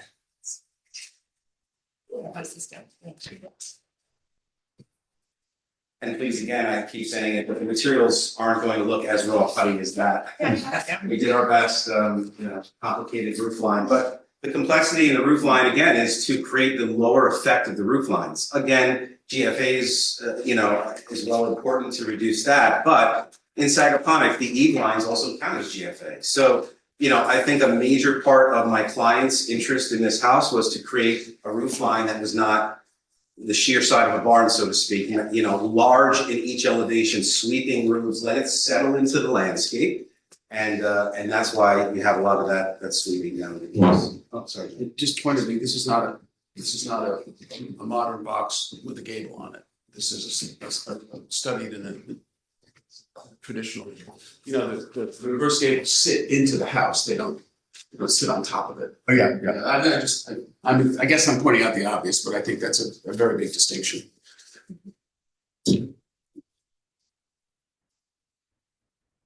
Does the model help just for future reference? It does. Oh, it's great to know. Oh, that's great to know. Okay. The videos, renderings, the mock, but we enjoyed it too. It's fun. I try to get clients to do models all the time, and there's always resistance, but this is helpful. Yeah, those are jobs. They're really small clients in that model. I always say, don't bring a model in. Make sure the model sits on something that's generally to the scale of the lot. Yeah. Because, you know, you have a model coming in that's just all. Okay.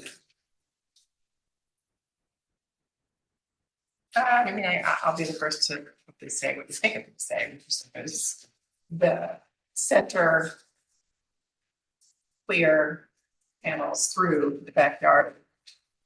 Well, I love the idea of it, and I think that the second floor is unnecessary to do it that wide and that tall. I think that we're concerned about birds generally, so we could maybe suggest some glass or some solution to help that problem. But I do think overall that's too much of a space there to be glass.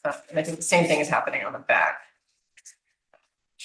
That's obviously it's through the pass through. So, and you can see also that we'll never, in a perfect world, we'd all agree on every point. And there's a level of artistic license that not only my client gets to enjoy as the person, you know, working on this project as the homeowner, but us as well as architects that have been designing locally in this area for many, many years. We're not going to agree on every point. I mean, the columnation and the divides is certainly something that does help the birds. The fact that the recessed building is also recessed back from the front elevation 15 feet in the rear 30. Dimension and shadow also help the perception of travel for birds and also just the perception of glass. If this house had facades that were more parallel to each other with very long, expansive glass openings, I would 100% agree with that. And I think the columnation, the divide, the setback, the shadow is a compromise to the idea that this is not going to be perceived, I think, as something of a kind of sheer curtain wall. There's thought, there's scale that's put to this that I think should play along the way. But again, there's never a right answer in design, but if we can find a way to see the compromises that we've made to see that this is not in the historic district, but also I think worthy of a home on the site where a lot of homes exist and enjoy that architectural license as well. In this particular portion of the house that I'm talking about, this pass-through window, floor to ceiling thing, there, other than the increased panels, there isn't much compromise there. That is only up to 7'6", that wall on the second foot stair. That is not a situation where we've seen before somebody presenting a 10-foot or a 9-foot ceiling, floor to ceiling on the second floor. That only goes up to 7'6". So essentially, scale wise, it's not powering over somebody's experience of the view as they're trying to filter light in. And I'm not trying to argue. I just want you to know those points because.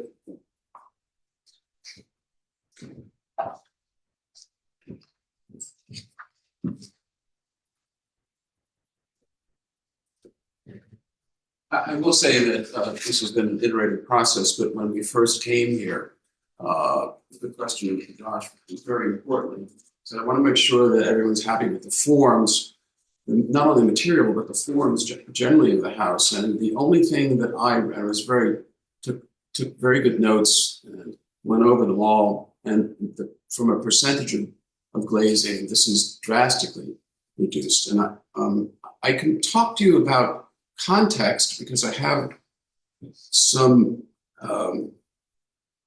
houses that were approved by this board recently under the same standards.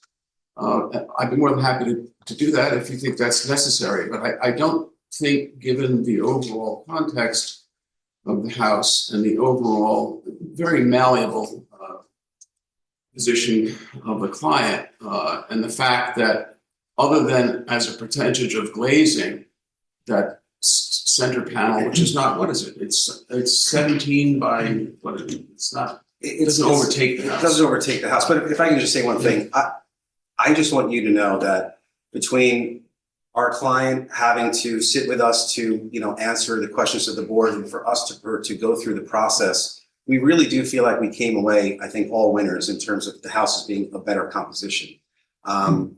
And that's not always easy to do. But I feel like collectively between LaGuardia, APDA Architects, John, our client, we also have compromised a lot, even though I think we've wound up in a really good place. But we found the beauty in it, and it took time and care. I just want the board to know, whatever the decision is, we've taken a lot of care in this process. Context may be interesting. If I could, the board will, I just have an aerial photograph of the area, and you can see that the subject property is approximately, well, it's 4 lots off of Sagaponack, and that's important.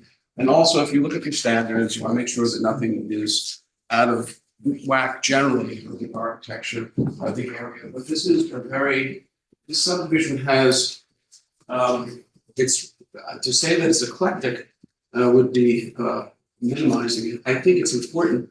I have a copy of the board's approval. This house had a building permit only in 2024 and was approved under the same standards. So there's nothing's changed in the code since 2017.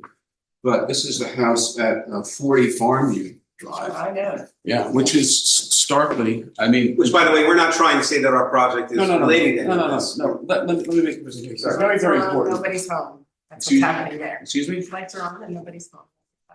Okay, but context is important, and also the board. I have this challenge quite often. Board memberships change, but you do have a body of precedent and law, and people look to that when they're trying to see what are the appropriate parameters for design. So how does this relate, in your opinion? It relates, and there's large walls of glass on that building, and it's also a starkly modern building in this very same subdivision. So you're saying this is better. Excuse me? You're just trying to say this is It's better. I understand, but it's extreme.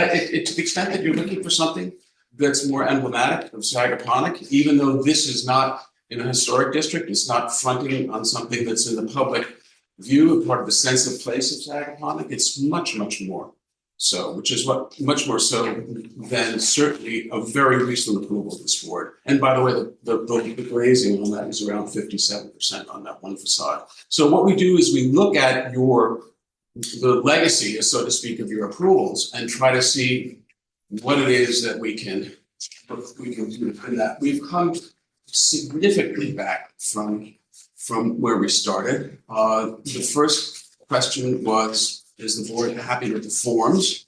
And I took that, and I think it was fair of me, I took that, and then in addition, a follow-up question that Josh had in the second meeting was, is the board happy with the forms? And to me, that means materials and fenestration. The board was pointed, and there's no other way to say it, it's crude, but no other way to say it. I thought there was too much, from a percentage point of view, too much glass. Somebody actually talked about the percentage. Actually, there was talk about the percentage, so that's why we brought it well down into what I, in my experience before this board, has seen you folks be comfortable with. I understand your charge. You have a direction under the. It's the only code out here that talks about glazing as an effective transmission of light off of the property. But we have respected that and brought it down into what from the prior rules have all been part of your comfort zone.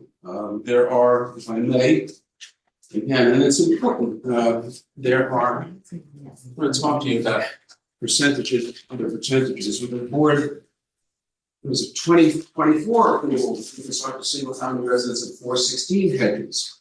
The board permitted 53% glazing on the rear elevation of the residence. Here, the highest percentage of the glazing is 29.2%.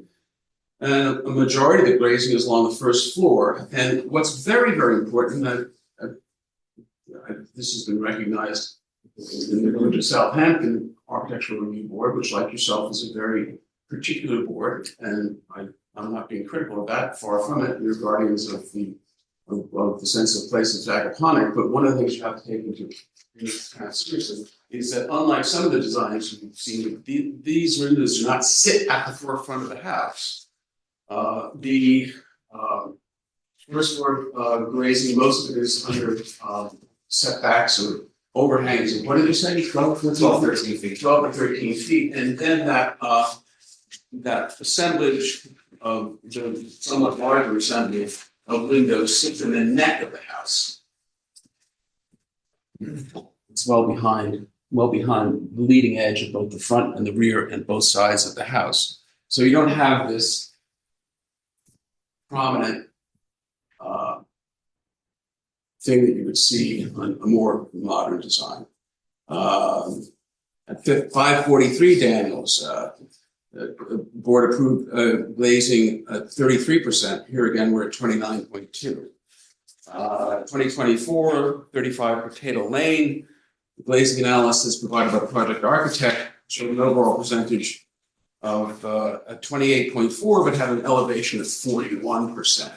We have, I mean, as a board, tried to not really go under empirical fenestration percentage guidelines, because sometimes they are different, and the double elevation ones sometimes do create more. And that's even the case with this one, where they were. The measure, and I respect that, but the percentages were specifically brought up at the last meeting. So I think that it's very, it's not compelling, and it's very challenging to bring up percentages from a couple of years ago, especially because even today, the percentages we've learned are really measured from all different places. It's very typical in lots of real estate that there is a very specific construct as to where you measure, for example, when it's like the inside of the wall, the outside of the wall for different kinds of floor plans, things like that. But in this case, everyone is measuring it from different places. Sometimes they're including above grade basements, sometimes they're not. So it just as a rule, I think it's hard to especially go back to other percentages. And, well, I don't know what the point. That's one of the reasons pointedly. Let me finish. That's one of the reasons pointedly why I showed you 40 Farnaby Drive, because the glazing is all at the leading edge of the exterior walls of the house. We're well behind overhangs, and the larger portion of glass is in that neck down portion of But I the think house. this is in reaction to only Megan saying that she felt that this portion was still a little bit too much glass, and then I think you said it was 17 feet, right? Yes, yes. Right. Which is well below that. But I clarified the 7'6" from the second floor as opposed to. But I think then, okay, so we were there, and now we're getting proactively, your example of all of the houses that you think had more glass, but No, okay, give is that? context. That's why I started out with the house right on the Okay, lot, so, on the street, excuse me. so what is the conclusion of your? Character of the neighborhood. Character of the neighborhood, which is one of the things that you're supposed to look at under your code. You're supposed to look at, make sure something's not significantly similar. This is much more. You drive down that street, I think the house at 40 Farmview is a bit of an outlier, but it nevertheless does compose a portion of the character of the neighborhood. There's no question about it.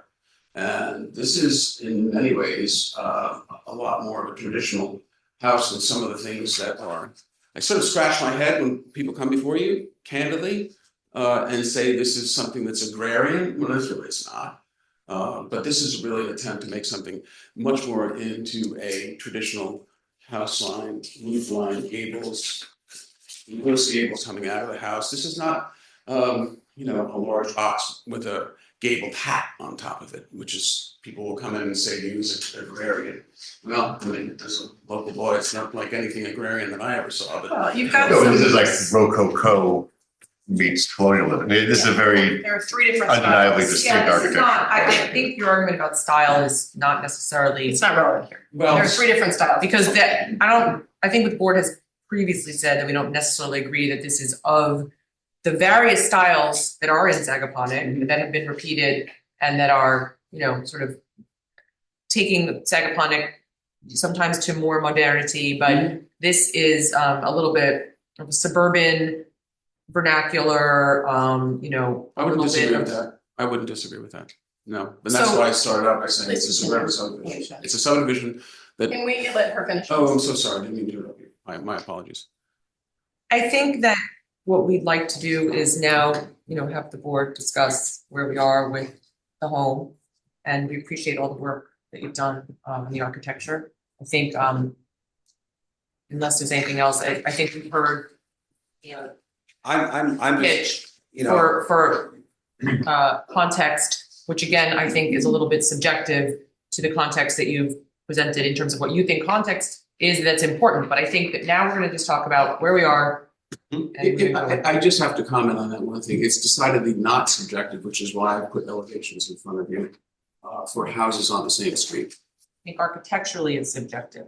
I think that you're using numerical values that again, I think are not apples to apples in terms of measuring it over time, but it doesn't matter. I think we're just looking at this house. if I can make one comment, John's presenting character of the neighborhood, separate from that, Mr. Bennett, rather, I'm sorry, separate from that, my presentation is on the architectural vocabulary, the vernacular, what we've done, knowing that the board has not rejected the notion of our aesthetic choices, but helped us embrace a few changes. If I can just go away from the glass percentage. Yeah, I think that where you ended was a perfect Oh, place okay. for us to now talk, and I think we just maybe got off course a little bit, so if we could just go back to Absolutely. where you ended.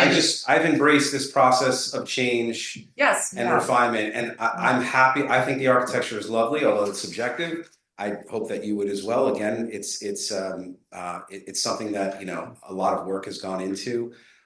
It's our third hearing. Obviously, I know you can't put a price on time, but we would love to know, I mean, in terms of where we started and where we are, how close we are, because, time is an important factor to a project like this. It really is, and if I could pull on your heartstrings there for a minute, just to tell me if you don't think that the architecture is aesthetically pleasing or not fitting the neighborhood in some way, I'd love to figure it out. Thank you.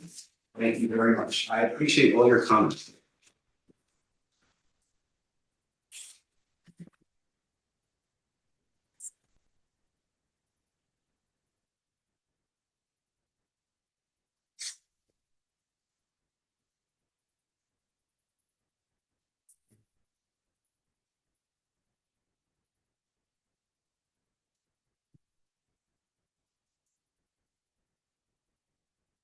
I remember this one. There was an example. When we put this one, option for this one. So we sort of provide a code to all this kind of. I'm sorry, could you go back for a second? What are those, no, yeah, inspiration, this is inspiration. Those are some architectural lines off the inspiration of the more English cottage design background and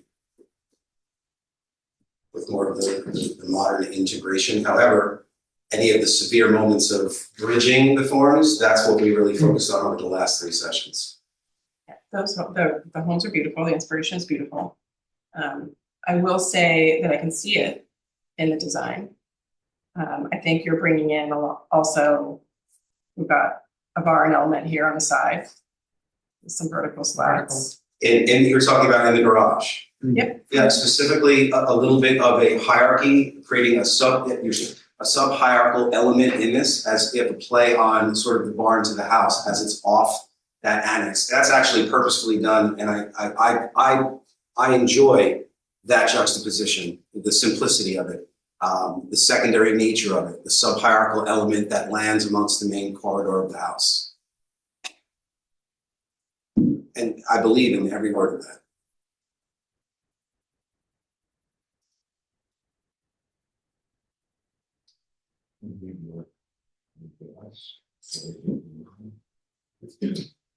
Well, I'm not willing to approve it with the amount of glass here, and you've made no comment on how you'll address, the bird issue. I don't see why you would need all of this glass up here on the second floor of the stairwell. And That's, and again, the peak of the ceiling is up here. We're only coming down so that as you're walking from one wing of the house to the other, you're not seeing a dark wall. The light is filtering in into your procession. You're gonna this came down by a third. If it's at your waist or your shoulder, it's a little different. If we were to have shown that like we did in the first iteration up at 9 foot, that my response to your question was done from December to today. And again, I just tell you, otherwise. The only other thing to worry about though is reducing that is that it doesn't manipulate the purity that is imbued there with the collimation and the symmetry of the windows. So yeah, that's amplifying now. Once you start introducing solid opaque portions of that, whether in height, whatever, you're changing and possibly damaging the overall, look. So I think for me, this style feels, and it's interesting to look back at your precedents for your inspirations. Mm-hmm. That it feels like there are a variety of different styles happening here. Maybe just when you're looking at it from one facade. And I don't know where exactly.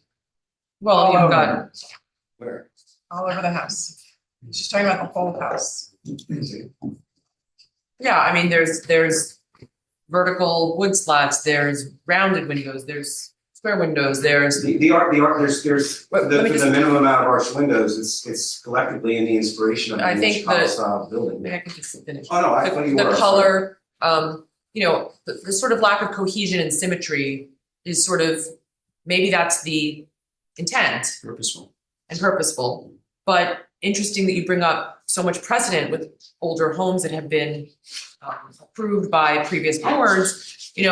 One of the challenges that we have when we approve a house is that, then this can become a precedent. And this is very atypical for, there again, a lot of styles in Sagaponic, and some are modern flat roof and some are modern quote unquote barn or agrarian, or, and some are more traditional. But I think we said this the first time we met about this home, that again, I don't know how to make a suggestion about it, except to say that, again, from what we're seeing, it feels like there's a lot of different materials and different styles that don't seem to be cohesive. And maybe again, that is purposeful. But do you see that, or does that not? It's a bit of a shock to me, only because when we talk about materials and forms, that was the first thing we covered about the board actually finding the materials and forms satisfying the muted palette for all the materials, all silvering out, even knowing that the microplaster facade was sort of an off-white. I think one of the board members at the time said, no, it's not white, it's an off-white. And I think, Mr. Chairman, I think you were actually backing us up from that regard when some. It wasn't, talked about the maybe that it color. was white, that it was off white, but I mean, I think the question is just, on the left, it's all the way through, on the right, it's just the top, you know. It is a white, even if it's a Yeah, beige, I don't know, I'm just, again. The eve for me. Speaking for what everyone The eve is, the eve for me is a delineation point between the separation of materials. And while it may not be 100% matchy from that gable to this gable, there's a language that's developing, starting with the shadow line of the porch and the building facade coming around. So has a modern flair to it. It's a contemporary design based off of English cottage precedents. Doesn't mean that's what we were trying to evolve to, a pure English cottage design. If you look at the unfolding of this particular wall fenestration of material with the more pure sub-hierarchical vocabulary of the garage, that's folding into that. There's a language that's developing around this. And, whether this was being used for precedent for somebody else, I would challenge you that if they loved this home as much and wanted to use it as DNA for their home, it's their job to walk through the composition that our firm has walked through in order to prove to this board that whether it's precedent or not, that the composition exists well here. That's just my response to that. But I see sweeping roofs, dormers, main gables, and I see a sub-hierarchical element. I think they all blend together. I mean, again, it's subjective, but I see a uniformity in the architectural design, not only on the front facade as we're only focusing on here, but throughout the entire house. One voice, one design, multiple elements, absolutely. In some cases, some asymmetry. In other cases, not asymmetry. But one sound, one voice, one composition. That's what I believe.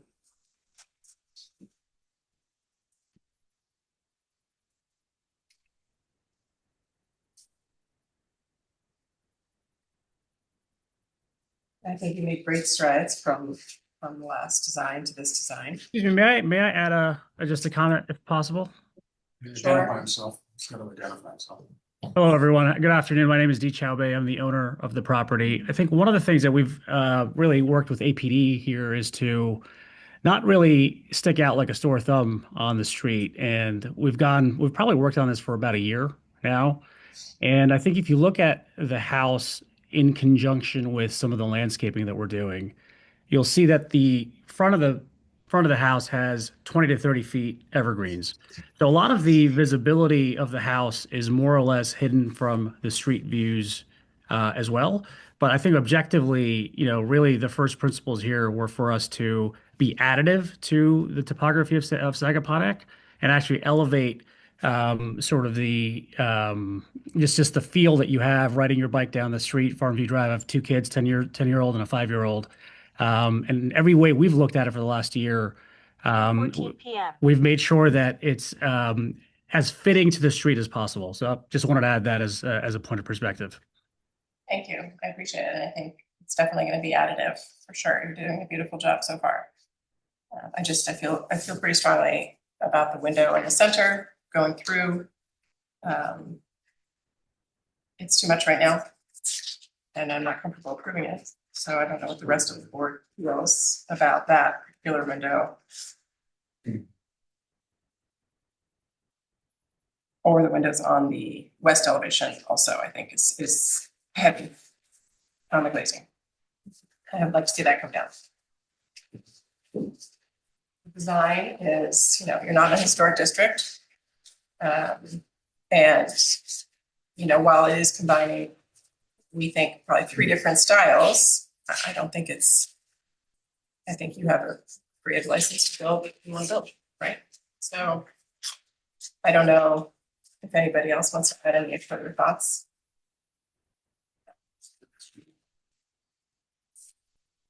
If there were, I think you argue that there is sort of one voice throughout the whole thing, but it does seem like a very tasteful amalgamation of different components.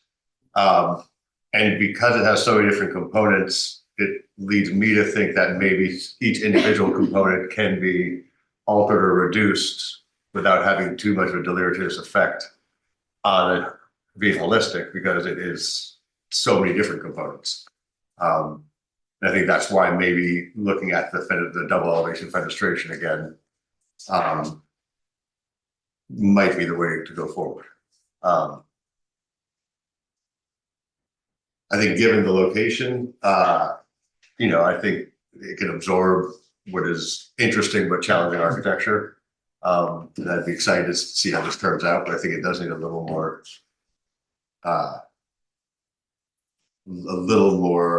sensitivity in terms of the double elevation area. The double gable? Yeah. Okay. You'd almost potentially rather see the gable on the right side sharing the proportion of the base element as it is on the left? Meaning the verticality of the gable. Because what is this house in spirit? It's about the nature of the proportion of this gable and what happens under the soffit line. In some cases, the soffit is carved back to create a porch. In other cases, it's carved back only 8 inches, just enough to share a shadow line for a bedroom that's underneath it. In the case of the dining room, and again, I'm not trying to argue it, I'm trying to get your feedback. In the case of this particular dining room, it's also not retreating. Yeah. Right? But the illusion of using that soffit line to sort of borrow from this, I'm not putting words in your mouth, but you'd almost feel like it was more powerful if that fenestration matched this fenestration, and that made this particular garage roof line a little bit standalone even more. Is it the balance you were talking about from here to here? No, not necessarily, because I think there is merit to having these different components come together. I think that is, as you mentioned, Lloyd, it is in the provenance of the people you're looking at. I really want to get into what you're saying, because if we come back, we'd really love it to. It's just the overall size and height of that. Well, that I've heard from the chairman, but I'd love to hear from everybody, little things that I can use as tools to make everybody happy. So yours. It just seems that which people have tried before is the windows on both sides, adding a level of transparency and visibility to it. This here? Yeah. Oh, you're talking about this element? Yeah. Okay. You'd like to see maybe a little bit more opaqueness to it? I think if possible. Okay. And again, that's why there's many people on the board. I think you are in the right neighborhood to experiment in this level. And does the board approve projects when they have the right neighborhood to experiment in the neighborhood? Is that, I'm just curious. That's a tough question to ask. Say again? That's a tough question. I think you're gonna get a yes or no. I think I'm just fishing for, if there was architectural refinement here, is it really happening around that piece right there? Or is there something that's more catastrophic to the application than that? The chairman said. Yeah. I know, but I want to make sure everyone's telling me individually. Okay, I'll take that. Thank you.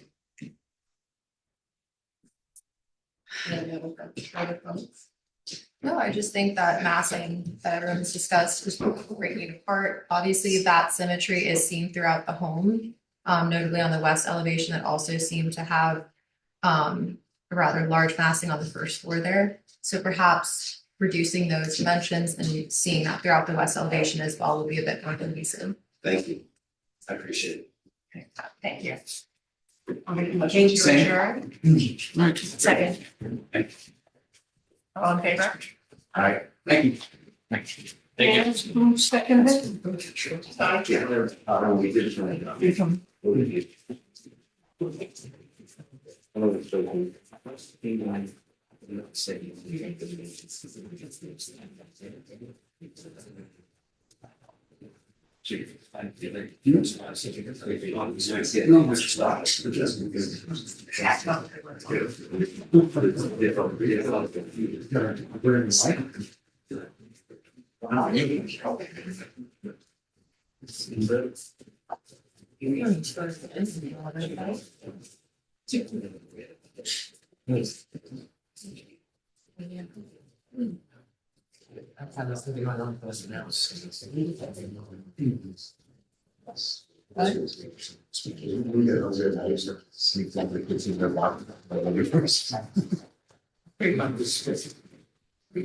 No, I know.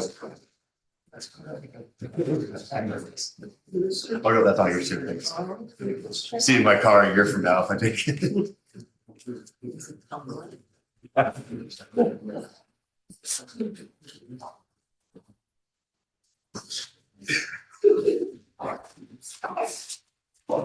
gonna move on to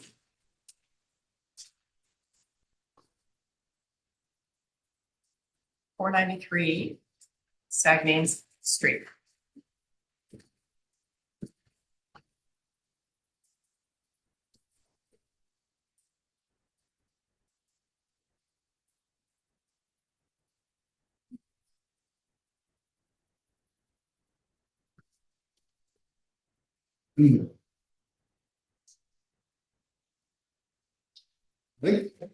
Yes, thank you. Good afternoon, Carl Casa, 850 Montauk Highway, Waterville, New York, for the applicant.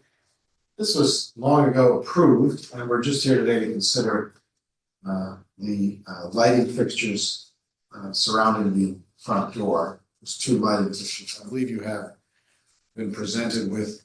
Do you have them? Okay.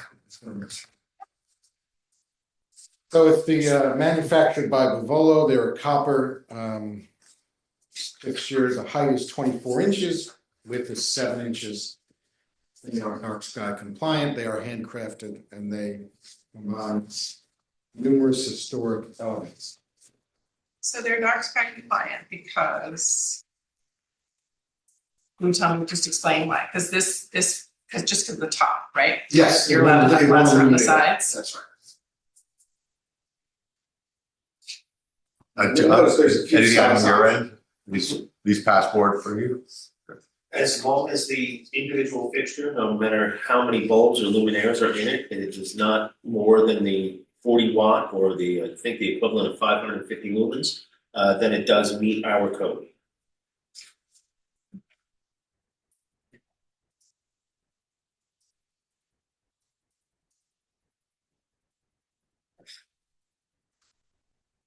I think it's. You're welcome. Yeah. You say, yeah. I figured this might be quick. Too fast. That one's for doozies, thank you. Okay, I'll make a motion to approve the lights. Second, all in favor? Aye.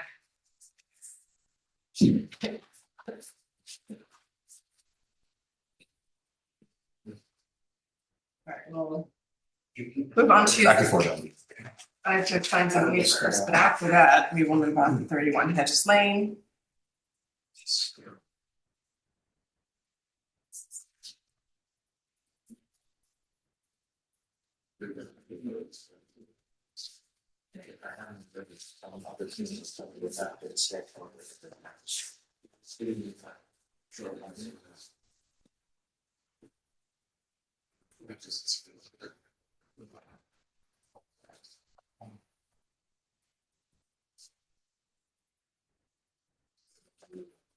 Yes.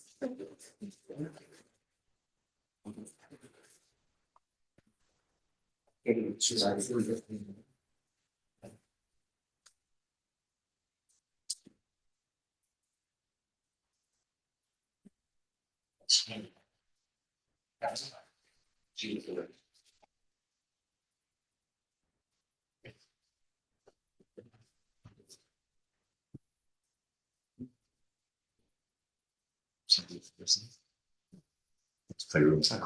Yes. Okay. Okay. My name is Anthony Minichetti. I'm here on behalf of Latas and Violet Hassan, who own the property at 80 Hedges Lane. It's an existing residence, and a fun fact is that I was the original architect that designed a house 20 plus years ago.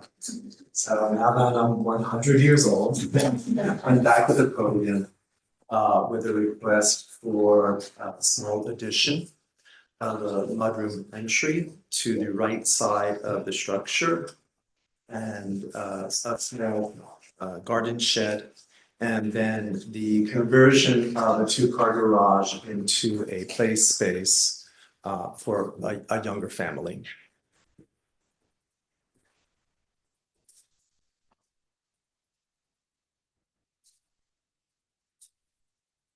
Okay, so we can just go to the next sheet, and I'll flip through the pages. So our site plan, you see the hatched area, that small L shape, that is what becomes the mudroom entry or front door. This house never really had a front door, they were just French doors that opened up to the property on all sides, with a screen-in porch on the left side and the pool in the backyard. The garage structure is at the front, the lower left corner, and that's a two-car garage there. That will be converted to that play space, a seasonal building, with glazing added to that structure on the rear side facing the green court of the main house and the accessory building of that garage. Okay, we can move on to the next sheet, please, Pat. We have illustrated here the exterior elevations during the daytime and evening to visualize the light transmission. We are requesting to replace, some of the windows are old, the quad sliders that were there need to be replaced. And we're proposing a bifold scenario door to even further open up the landscape to the interior architecture. There's a small window on the right side in the mudroom. Here, should I point out to you? Is that easy? Yes. This is the addition to the house, the small L shape. And there's one window in the front that is the same consistent size of what's existing at the house here. Then on the backyard, we're adding a bathroom door here for pool access, with the window moving to this corner here, and consistent size with the existing architecture. And this is a small entry door for ease to get in and out to the barbecue. This is a bifold door that's not used as often. So those are the two new doors proposed for the main house. The other quad door I was mentioning, opening up to the green space, is this four bifold doors that create that play space for the kids. And that's the existing garage built, converted to that play space. That's great. Good job, that's for making it look like I understand. Yeah, hard to It's find always been what you were, there. Anybody have any comments? No, refreshing to have someone's needs actually drive the architecture versus the opposite.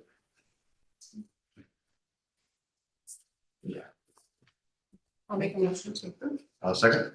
All in favor? Aye. Awesome, thank you so much. Need 20 years for a gazebo blower. That's like no gazebo.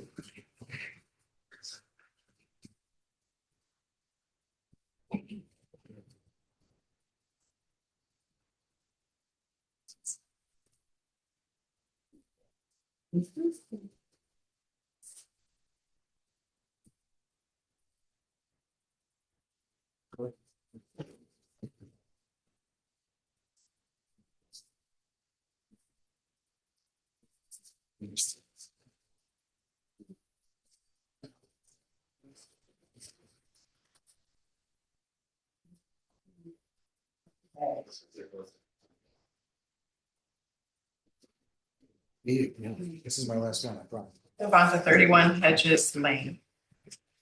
Carl Benacasa, 860 Montauk Highway, Waterville, New York, on behalf of the applicant. Just to go through what led us to where we are today, there was a pre-submission conference, which the idea of the ideas for renovating and rejuvenating the property were presented to relatively complimentary response from the board. At the last meeting, there were some ideas that were floated and some suggestions made. And we're here today just to go through the changes that were made and have been submitted to the board. So I'm going to turn it over to our architectural team, most notably Timothy Haynes. I don't seem to have what we need. You have it up there? I don't have these in PDF. Oh.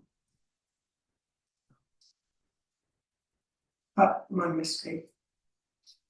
Now you're just playing.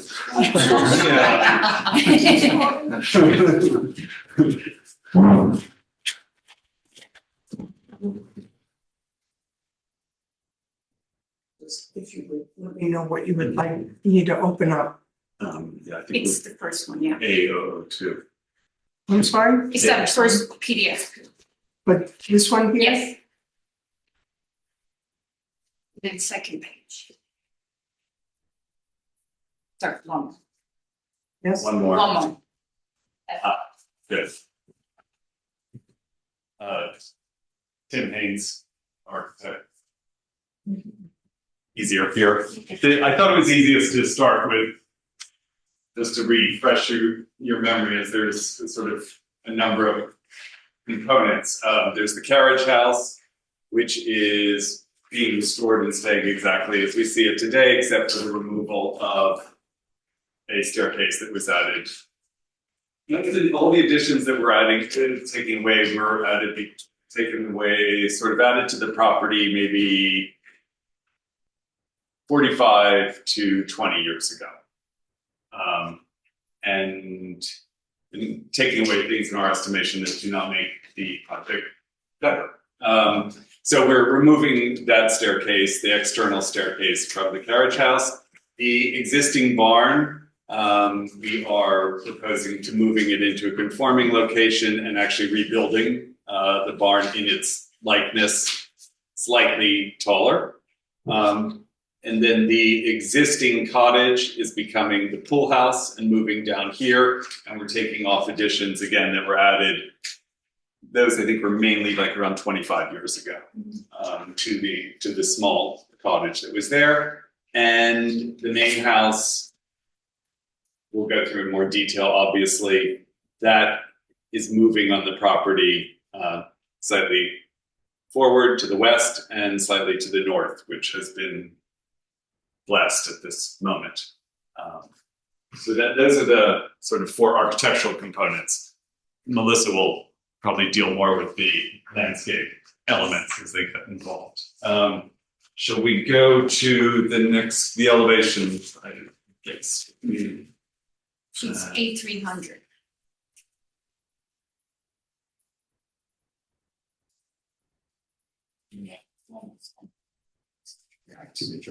And same as last time, the format that we have is existing on the top and are proposed on the bottom. Somewhat hard to read. If you recall, one of the things that, I adore this house and this property, so I'm taking it very seriously. I'm thrilled to be its steward right now. I believe the house had a wraparound porch. I know it did historically. It had been filled in, I think about 40 years ago in the 80s. And so we are reinstating on the front the wraparound porch and moving the fenestration back to the original location. Other than that, we're restoring it as it is. Wrapping around now to the north side. Here we're removing this addition that was put on, I think around 2000. And we are proposing this addition to the back, creating a kind of symmetry with the historic part of the house. It always felt to me when I look at the side of this house that it had sort of been chopped off. So this sort of gave it its pride of place, I think. There is a charming little side entrance, which we are holding on to and keeping, and again, mirroring the gambrel.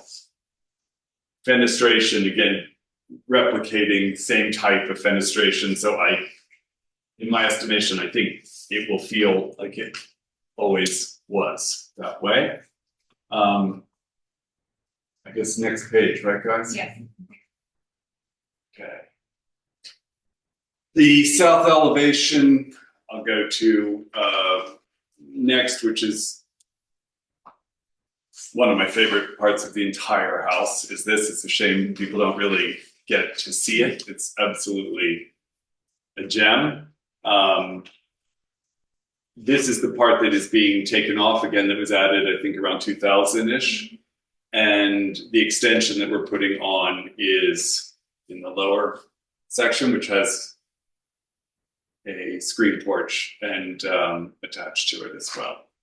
And sorry, going back to the east elevation, probably the most that's going to happen to the house is this east elevation where we are. This is our extension coming forward, and this part of the house is getting a larger gambrel and sort of balancing the two on the rear elevation and adding new windows into the one section. It's good for a lot of buildings. Good for the plan. So here's the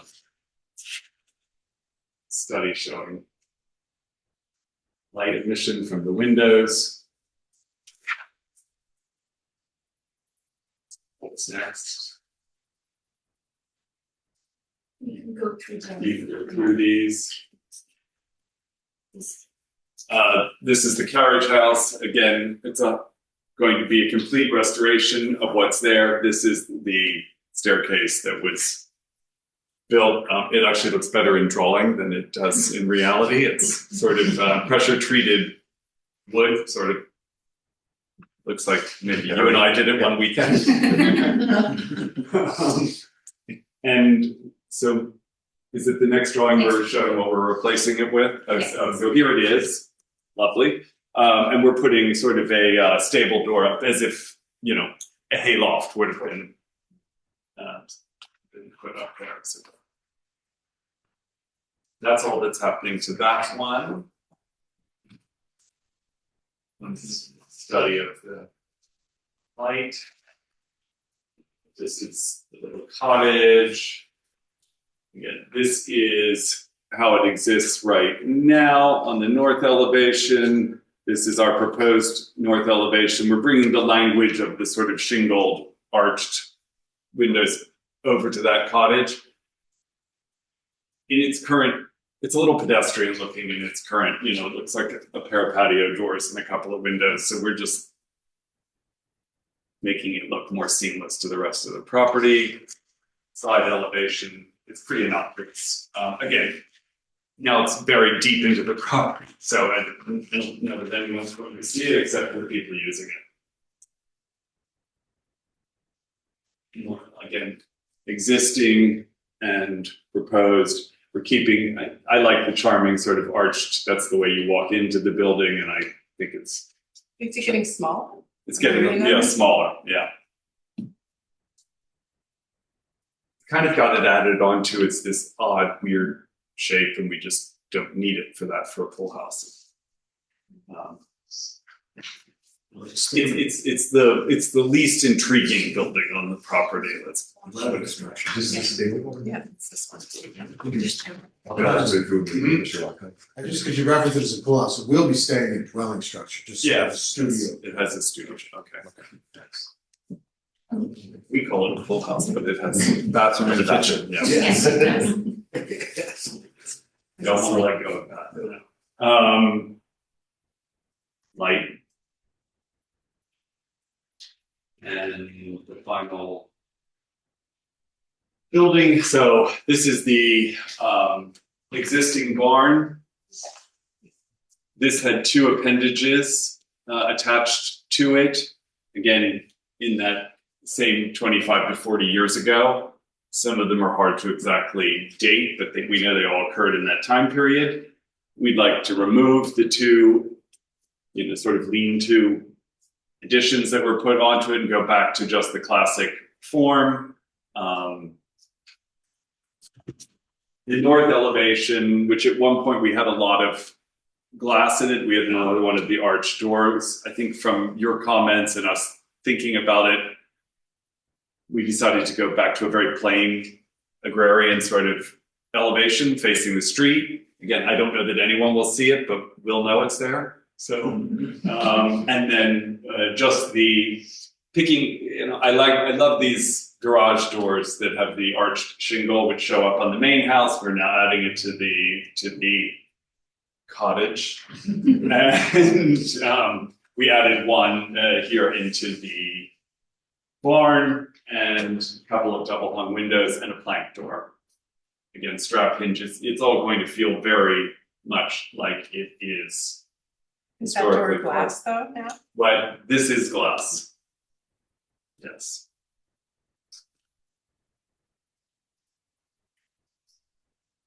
Sorry. Yeah. And then the same glass faces south into the property. Originally we had 3 of these, we're now down to 2.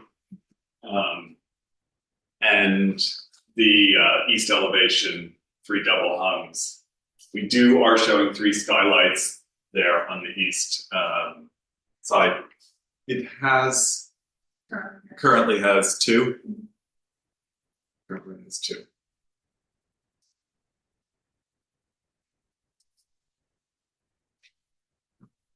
And again, these are the 2 lean-to appendages that we're taking off. Other than that, it's the same footprint. Yeah, that's great. Thank you for walking through that. We go back to if we look at the renderings of the. Oh, yeah. If you could go back to the font, I can point out which PDF.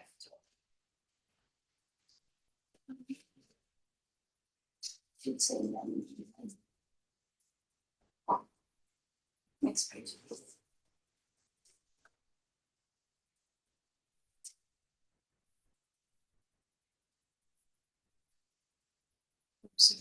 From Zag Main. Shows the wraparound porch being restored. And then we've gone around the corner now the edges.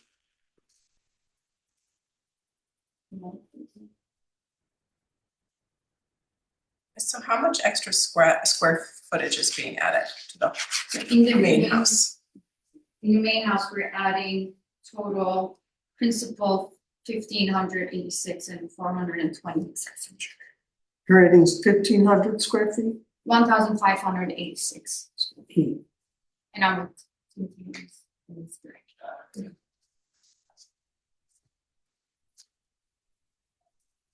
What's the square footage of the existing? Yes, thank you. Yeah. The current existing is 4,740 principal. And then new will be 6,326 principal. Okay, and what about just the main building? That is the main building. So it's 4,800 now, and we're going to add 1,500 and change to it. I see what you're saying. Yeah. Yeah.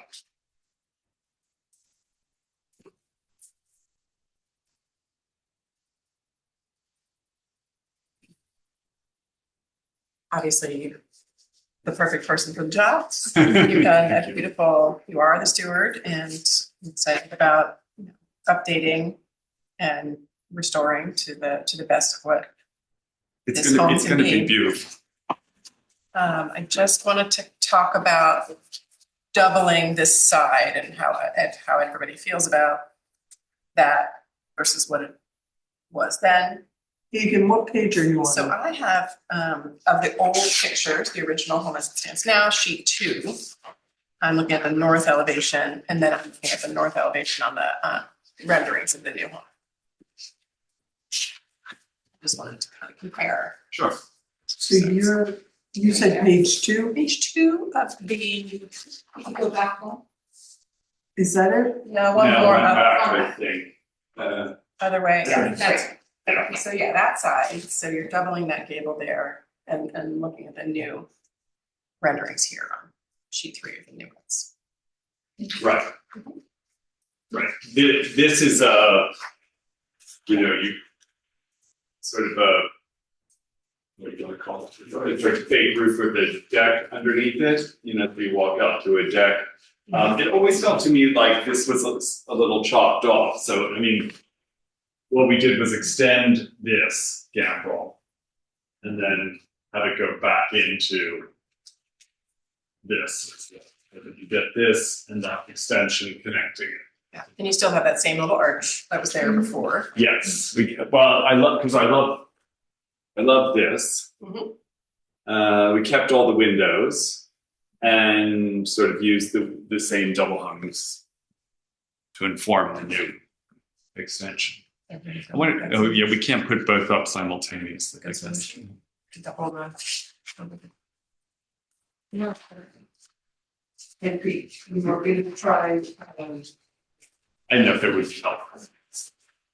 To see. Well, that's maybe that. Is the one before it more helpful? I think the one before it might be. Yeah, split it like it's maybe. Yeah, there. One back. No, there. There we go. Right. Right. So, right. What I did, obviously we kept this. This all exists, and we just pulled it over. We kept the notion of the old pent roof, as it were, but now made it a pent roof as opposed to a phony balcony. And the only, what seemed seamless to us to not make it look like a mixture of too many styles and buildings going on was to, it's not as big as this one. Okay. It's a smaller one. It's That's not hard a to mirror of it. Okay. So it's subservient to it. Right. But form wise, it's the same. That's great. That's fine. Yeah. Right. I think the one with the chimney has to read like the mama bear. Yeah. Okay, maybe can we move to this, the structure that you're moving, that is farther back over here, be more intertwined with the main house? So I guess barn the barn, right? Is that You can- the carriage house. Carriage house. Do you want to look at it in rendering or in? It's the same, and that's all we're doing is taking that.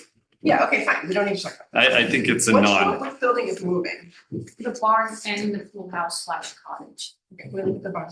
Yeah. So you can see it in this rendering actually. Yeah. This middle will there be, behind the tree. yes, Right, yeah. this will be the. You know what I'm going to say to you guys though? I'm just noticing that window which we originally proposed Why we didn't update that. Alright. is now. You're gonna have to find it right now. That's now a blank, has the one little window in it. So I know glass wise, the glass doors and side lights are facing now south into the property. So on that side, looking at the garden, and then there's one back here behind that. Okay, wall where are the existing pictures? of that barn. Oh, it's in that set. If you go back to the existing pictures here, in the last. Can you just tell me what If sheet you go it through- is? It Go is, down. If you what's go sheet down. four? Sheet four. Next one. Is it a Yeah. four? Sheet four, sorry. One more, this? I think that's carriage house and this is the barn. If you go further. carrot, this is all carriage house. Okay. If you go further down. Just one more page. Yeah. That's Further down. the Yeah. cottage. Pool cottage. Yeah. One more. And there's There's This is the, it. there's the barn. Okay, this is what we see Yeah, through this that one tree. is the same. Yes. Okay, great. So I'll look at the barn. See, I think my supposition, all I know, is there was a handsome, just simple agrarian building there. And then it got two lean-tos put onto it. Okay, but we don't have a rendering of the barn yet, do we? No. Okay. Not set. Okay. I was saying for the archives. Sounds like. Yeah, no, it's just like compare, I have pictures of it also from when we walked around, so. That's fine.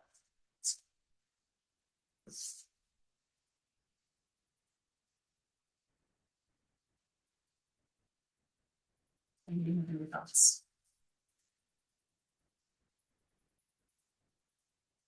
Thoughts? I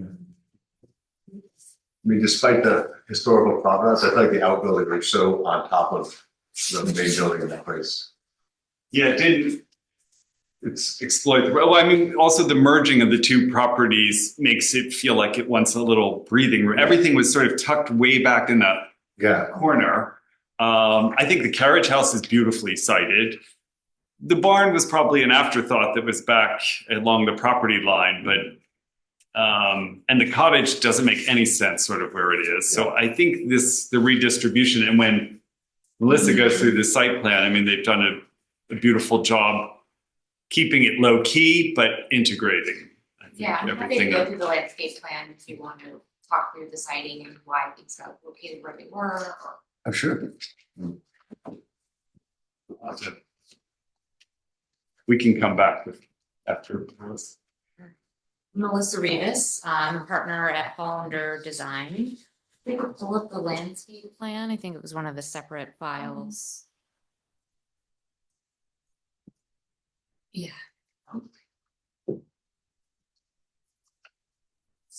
So we obviously met with you, as we were going through the planning, and so a lot of this has remained exactly as it was when we first met.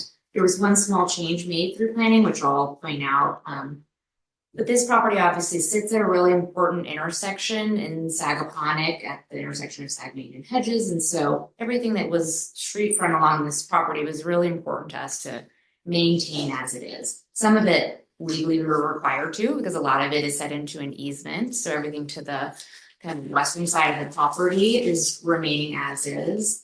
Everything along Hedges, there's some really beautiful existing mature trees there. And so in order to maintain the landscape there, we've also maintained the curb cut. So everything coming off of Hedges is remaining exactly as it is.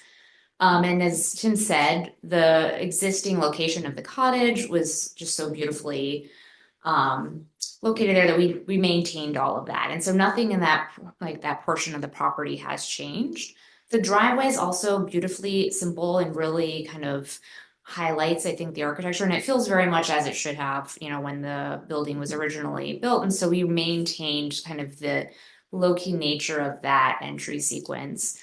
All of the family's living spaces are located kind of to the back side of these buildings. There's also, I'm sure you saw when you were there, a really beautiful shingle style wall that connects the cottage to the main house. So that's being maintained and extended to meet the house. And so all of our spaces are behind that. The barn has been pulled off of the property line so that it meets the accessory setbacks. And then we created a little entertaining space off of it for the family. So all of their kind of living and dining happens in that area there. We moved the cottage south to serve as the new pool house, and the pool is really set back so that it doesn't kind of interfere with any of the main living buildings. They really wanted it to be kind of private. And so it's set into that back corner of the property and making good use of kind of an oddly shaped lot back there. The tennis court sits south of the building as well. And we have a lot of planting around that because obviously the clients don't want to look into their tennis court either. So it's set within a garden space. That area, the tennis court, is the one response that we got back from planning, was that we originally had a walkout on the southern side, and there was some question about whether or not that would meet the code that requires it to be fully sunken. So we took that element out. Now the hedge in the wall wraps continuously around that court. Otherwise, a lot of our planting is just to highlight some of the new living spaces that we've incorporated to the plans, some terracing and some that living space off of the barn, but it's all meant to read very subservient to the main architecture. Everything is sitting behind that, and it allows the house to really still read prominently from the street. You'll still see it. Yes, everything that's there now is being maintained. We resisted that whole sort of thing of, well, now we're doing all of this, should there be a forecourt? And you come to, and we said, no, it should be like old Sagaponack. You should drive up around the same old horseshoe and drop off. And we tested a lot of ideas, and then we kept going back to what's there. It feels so appropriate for the house that it didn't make sense to monkey around with it. And the whole thing is moving. That's west. correct. Yes. Yes. And that really allows for the building to now sit centered in the space. Before it was feeling, as you said, very crowded to one side.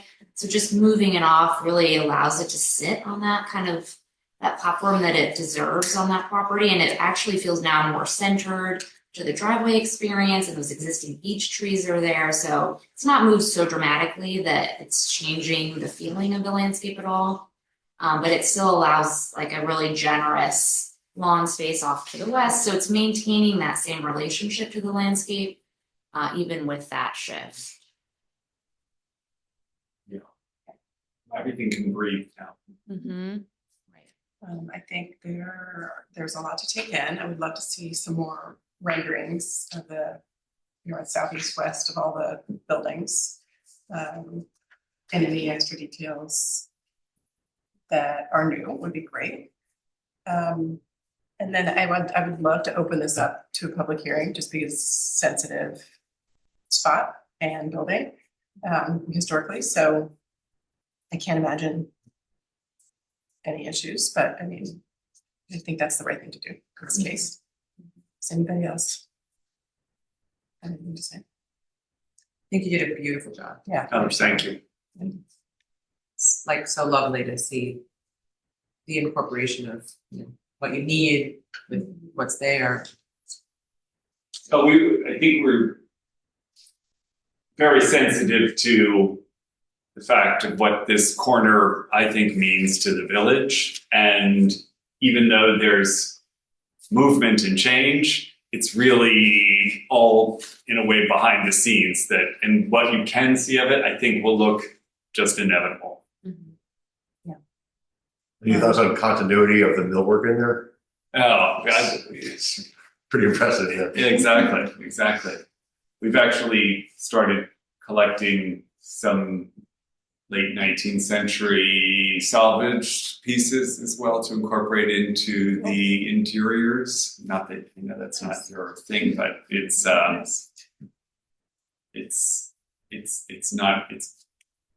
some of the areas don't have the details that they probably should have or would have. Some do, and then some areas where it's been removed or wasn't, we're sort of putting it back in. Pat. Yes. I noticed that Lee Foster wanted to comment.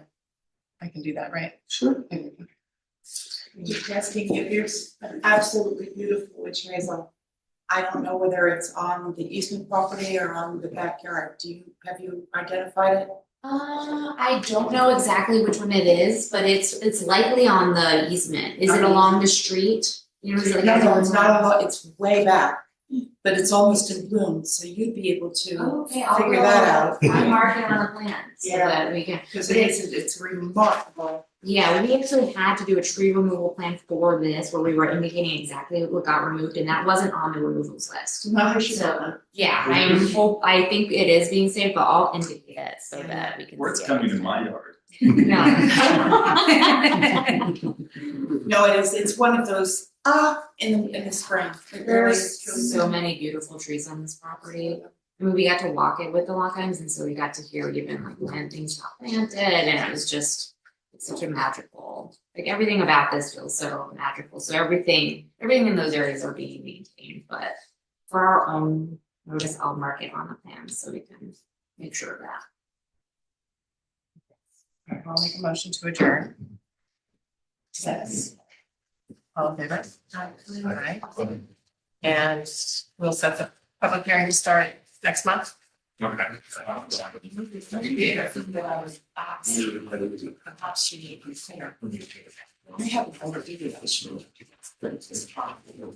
Oh, really? But I would essentially that it's still Russell's house. Right. There are guys that love to make it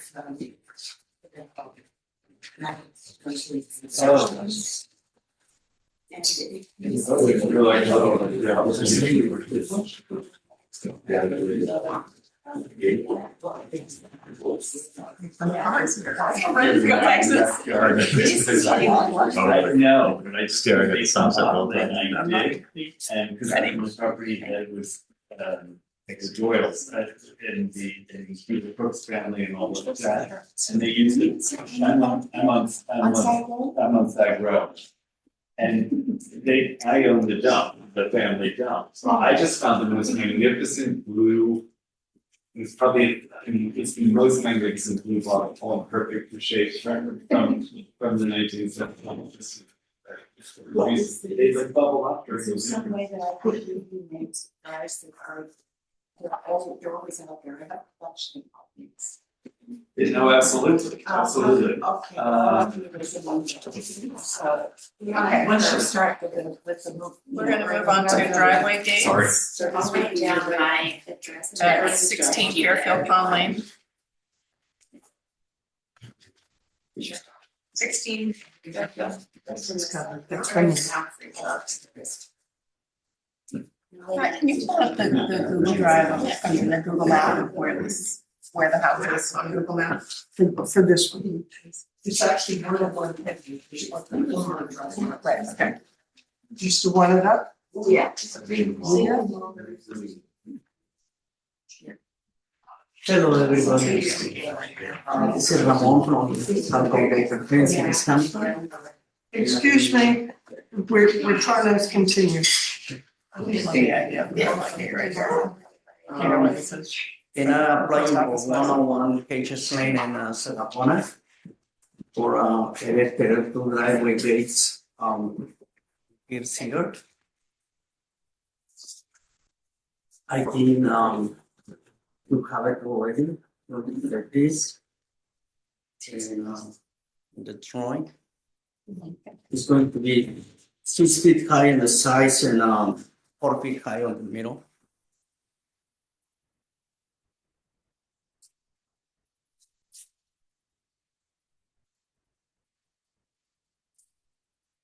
That's it on the corner of.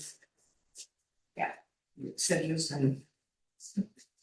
Or is yeah, it's because it's in the Yes, corner and 6 feet. Where the arrow is. That's obviously the old house. That's not the new house, right? Are all those hedges there?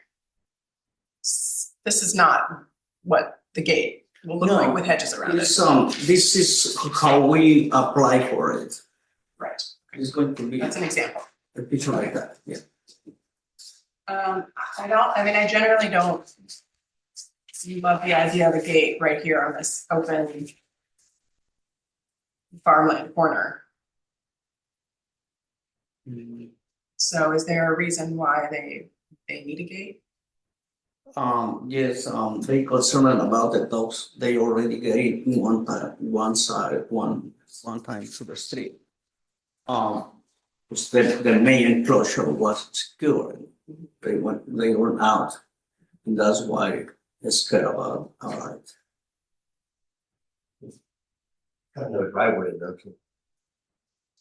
Just going on the back of the road. I mean, maybe an invisible fence would be better. I feel like I'd rather keep it open feeling. Just generally in Sagaponic, I think gates feel very closed off and not welcoming, and don't say farm the way that. What kind of fence are you? No fence. No fence, so. Yeah. Oh, I kill fence. She said invisible fence. Oh, the invisible fence. Oh. Yeah. my- Dogs. Probably you agree with me, it does not like a lot of people around here. Doesn't like the people. Nobody wants to put. Wouldn't a driveway be more approvable if it's on Fairfield Pond Lane versus hedges? The gates. Yeah. Yeah, this doesn't seem to be a current picture because. It's not, yeah. Yeah, it's going to be, we're going to planting hedges in order to put whatever is required, because it's going to be 40 feet into the property line. We missing our hedges on the sides. Yeah. Okay, I'm gonna adjourn this, just mainly, if you're really wanting gates, one, are you wanting them on both driveways? Two, what does the gate look like with the actual house in it? And I will also note, I don't think this looks and feels like some of the examples that we have on the drive for Sagaponic gates. So if you could come back with some more information, and suggest the invisible fence for the owners. Invisible fence. Okay, we don't, we're trying to apply for the gates, so visible and invisible fence, we don't have to, right? But I mean, if you say I have to come back to present something else. Maybe the owners can listen to the recording of the meeting. Okay. And read the notes, if they have any questions about what we're asking. Okay.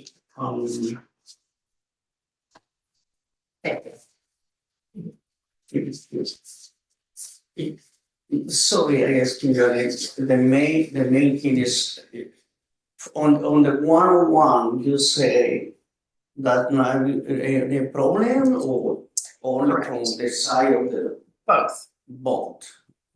You mean? We prefer no gates. We prefer no gates in Sagaponic. In the corners. And suggest an invisible fence for the dogs, so that we can keep an open feeling. Yeah. You know, okay. The hedges, if you're adding the hedges, are already very closed off feeling, so. Yeah. They've doubled the amount of egress, so they're already sort of relatively cavalier about their domesticated animals anyways. Yeah, no one wants to have the dogs. I know. Thank you so much. Thank you. Thank you. Thank you. All right, I'll make a motion to adjourn. Second. All in favor? Aye. Okay. Is this a iceberg? Because you got this. Yes. Yeah. Iceberg is when your basement exceeds your footprint. The slate patio with the skylight. I think iceberg is a ninja gym studio thing. It was supposed to be a flat skylight. It's actually over a resistant swimming pool that's in the basement.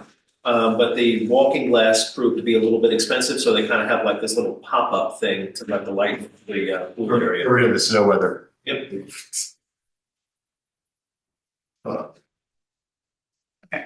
And let's see, we need to select a committee of 2 for February. I can do it. I can do it. Okay, Tony and Alicia. All right, our next meeting date is February 23rd, 2026. Is that be the date of the public hearing too? And that will be public hearing for 31 Hedge Lane. Or double time gets here. Okay, I'll make a motion to adjourn the meeting. I will second. All in favor? Aye. Thank you. Thank you, Matthew. I think the last plumber just got on 27 to come home. Tony, I need to read you something from a lawyer, just so that you.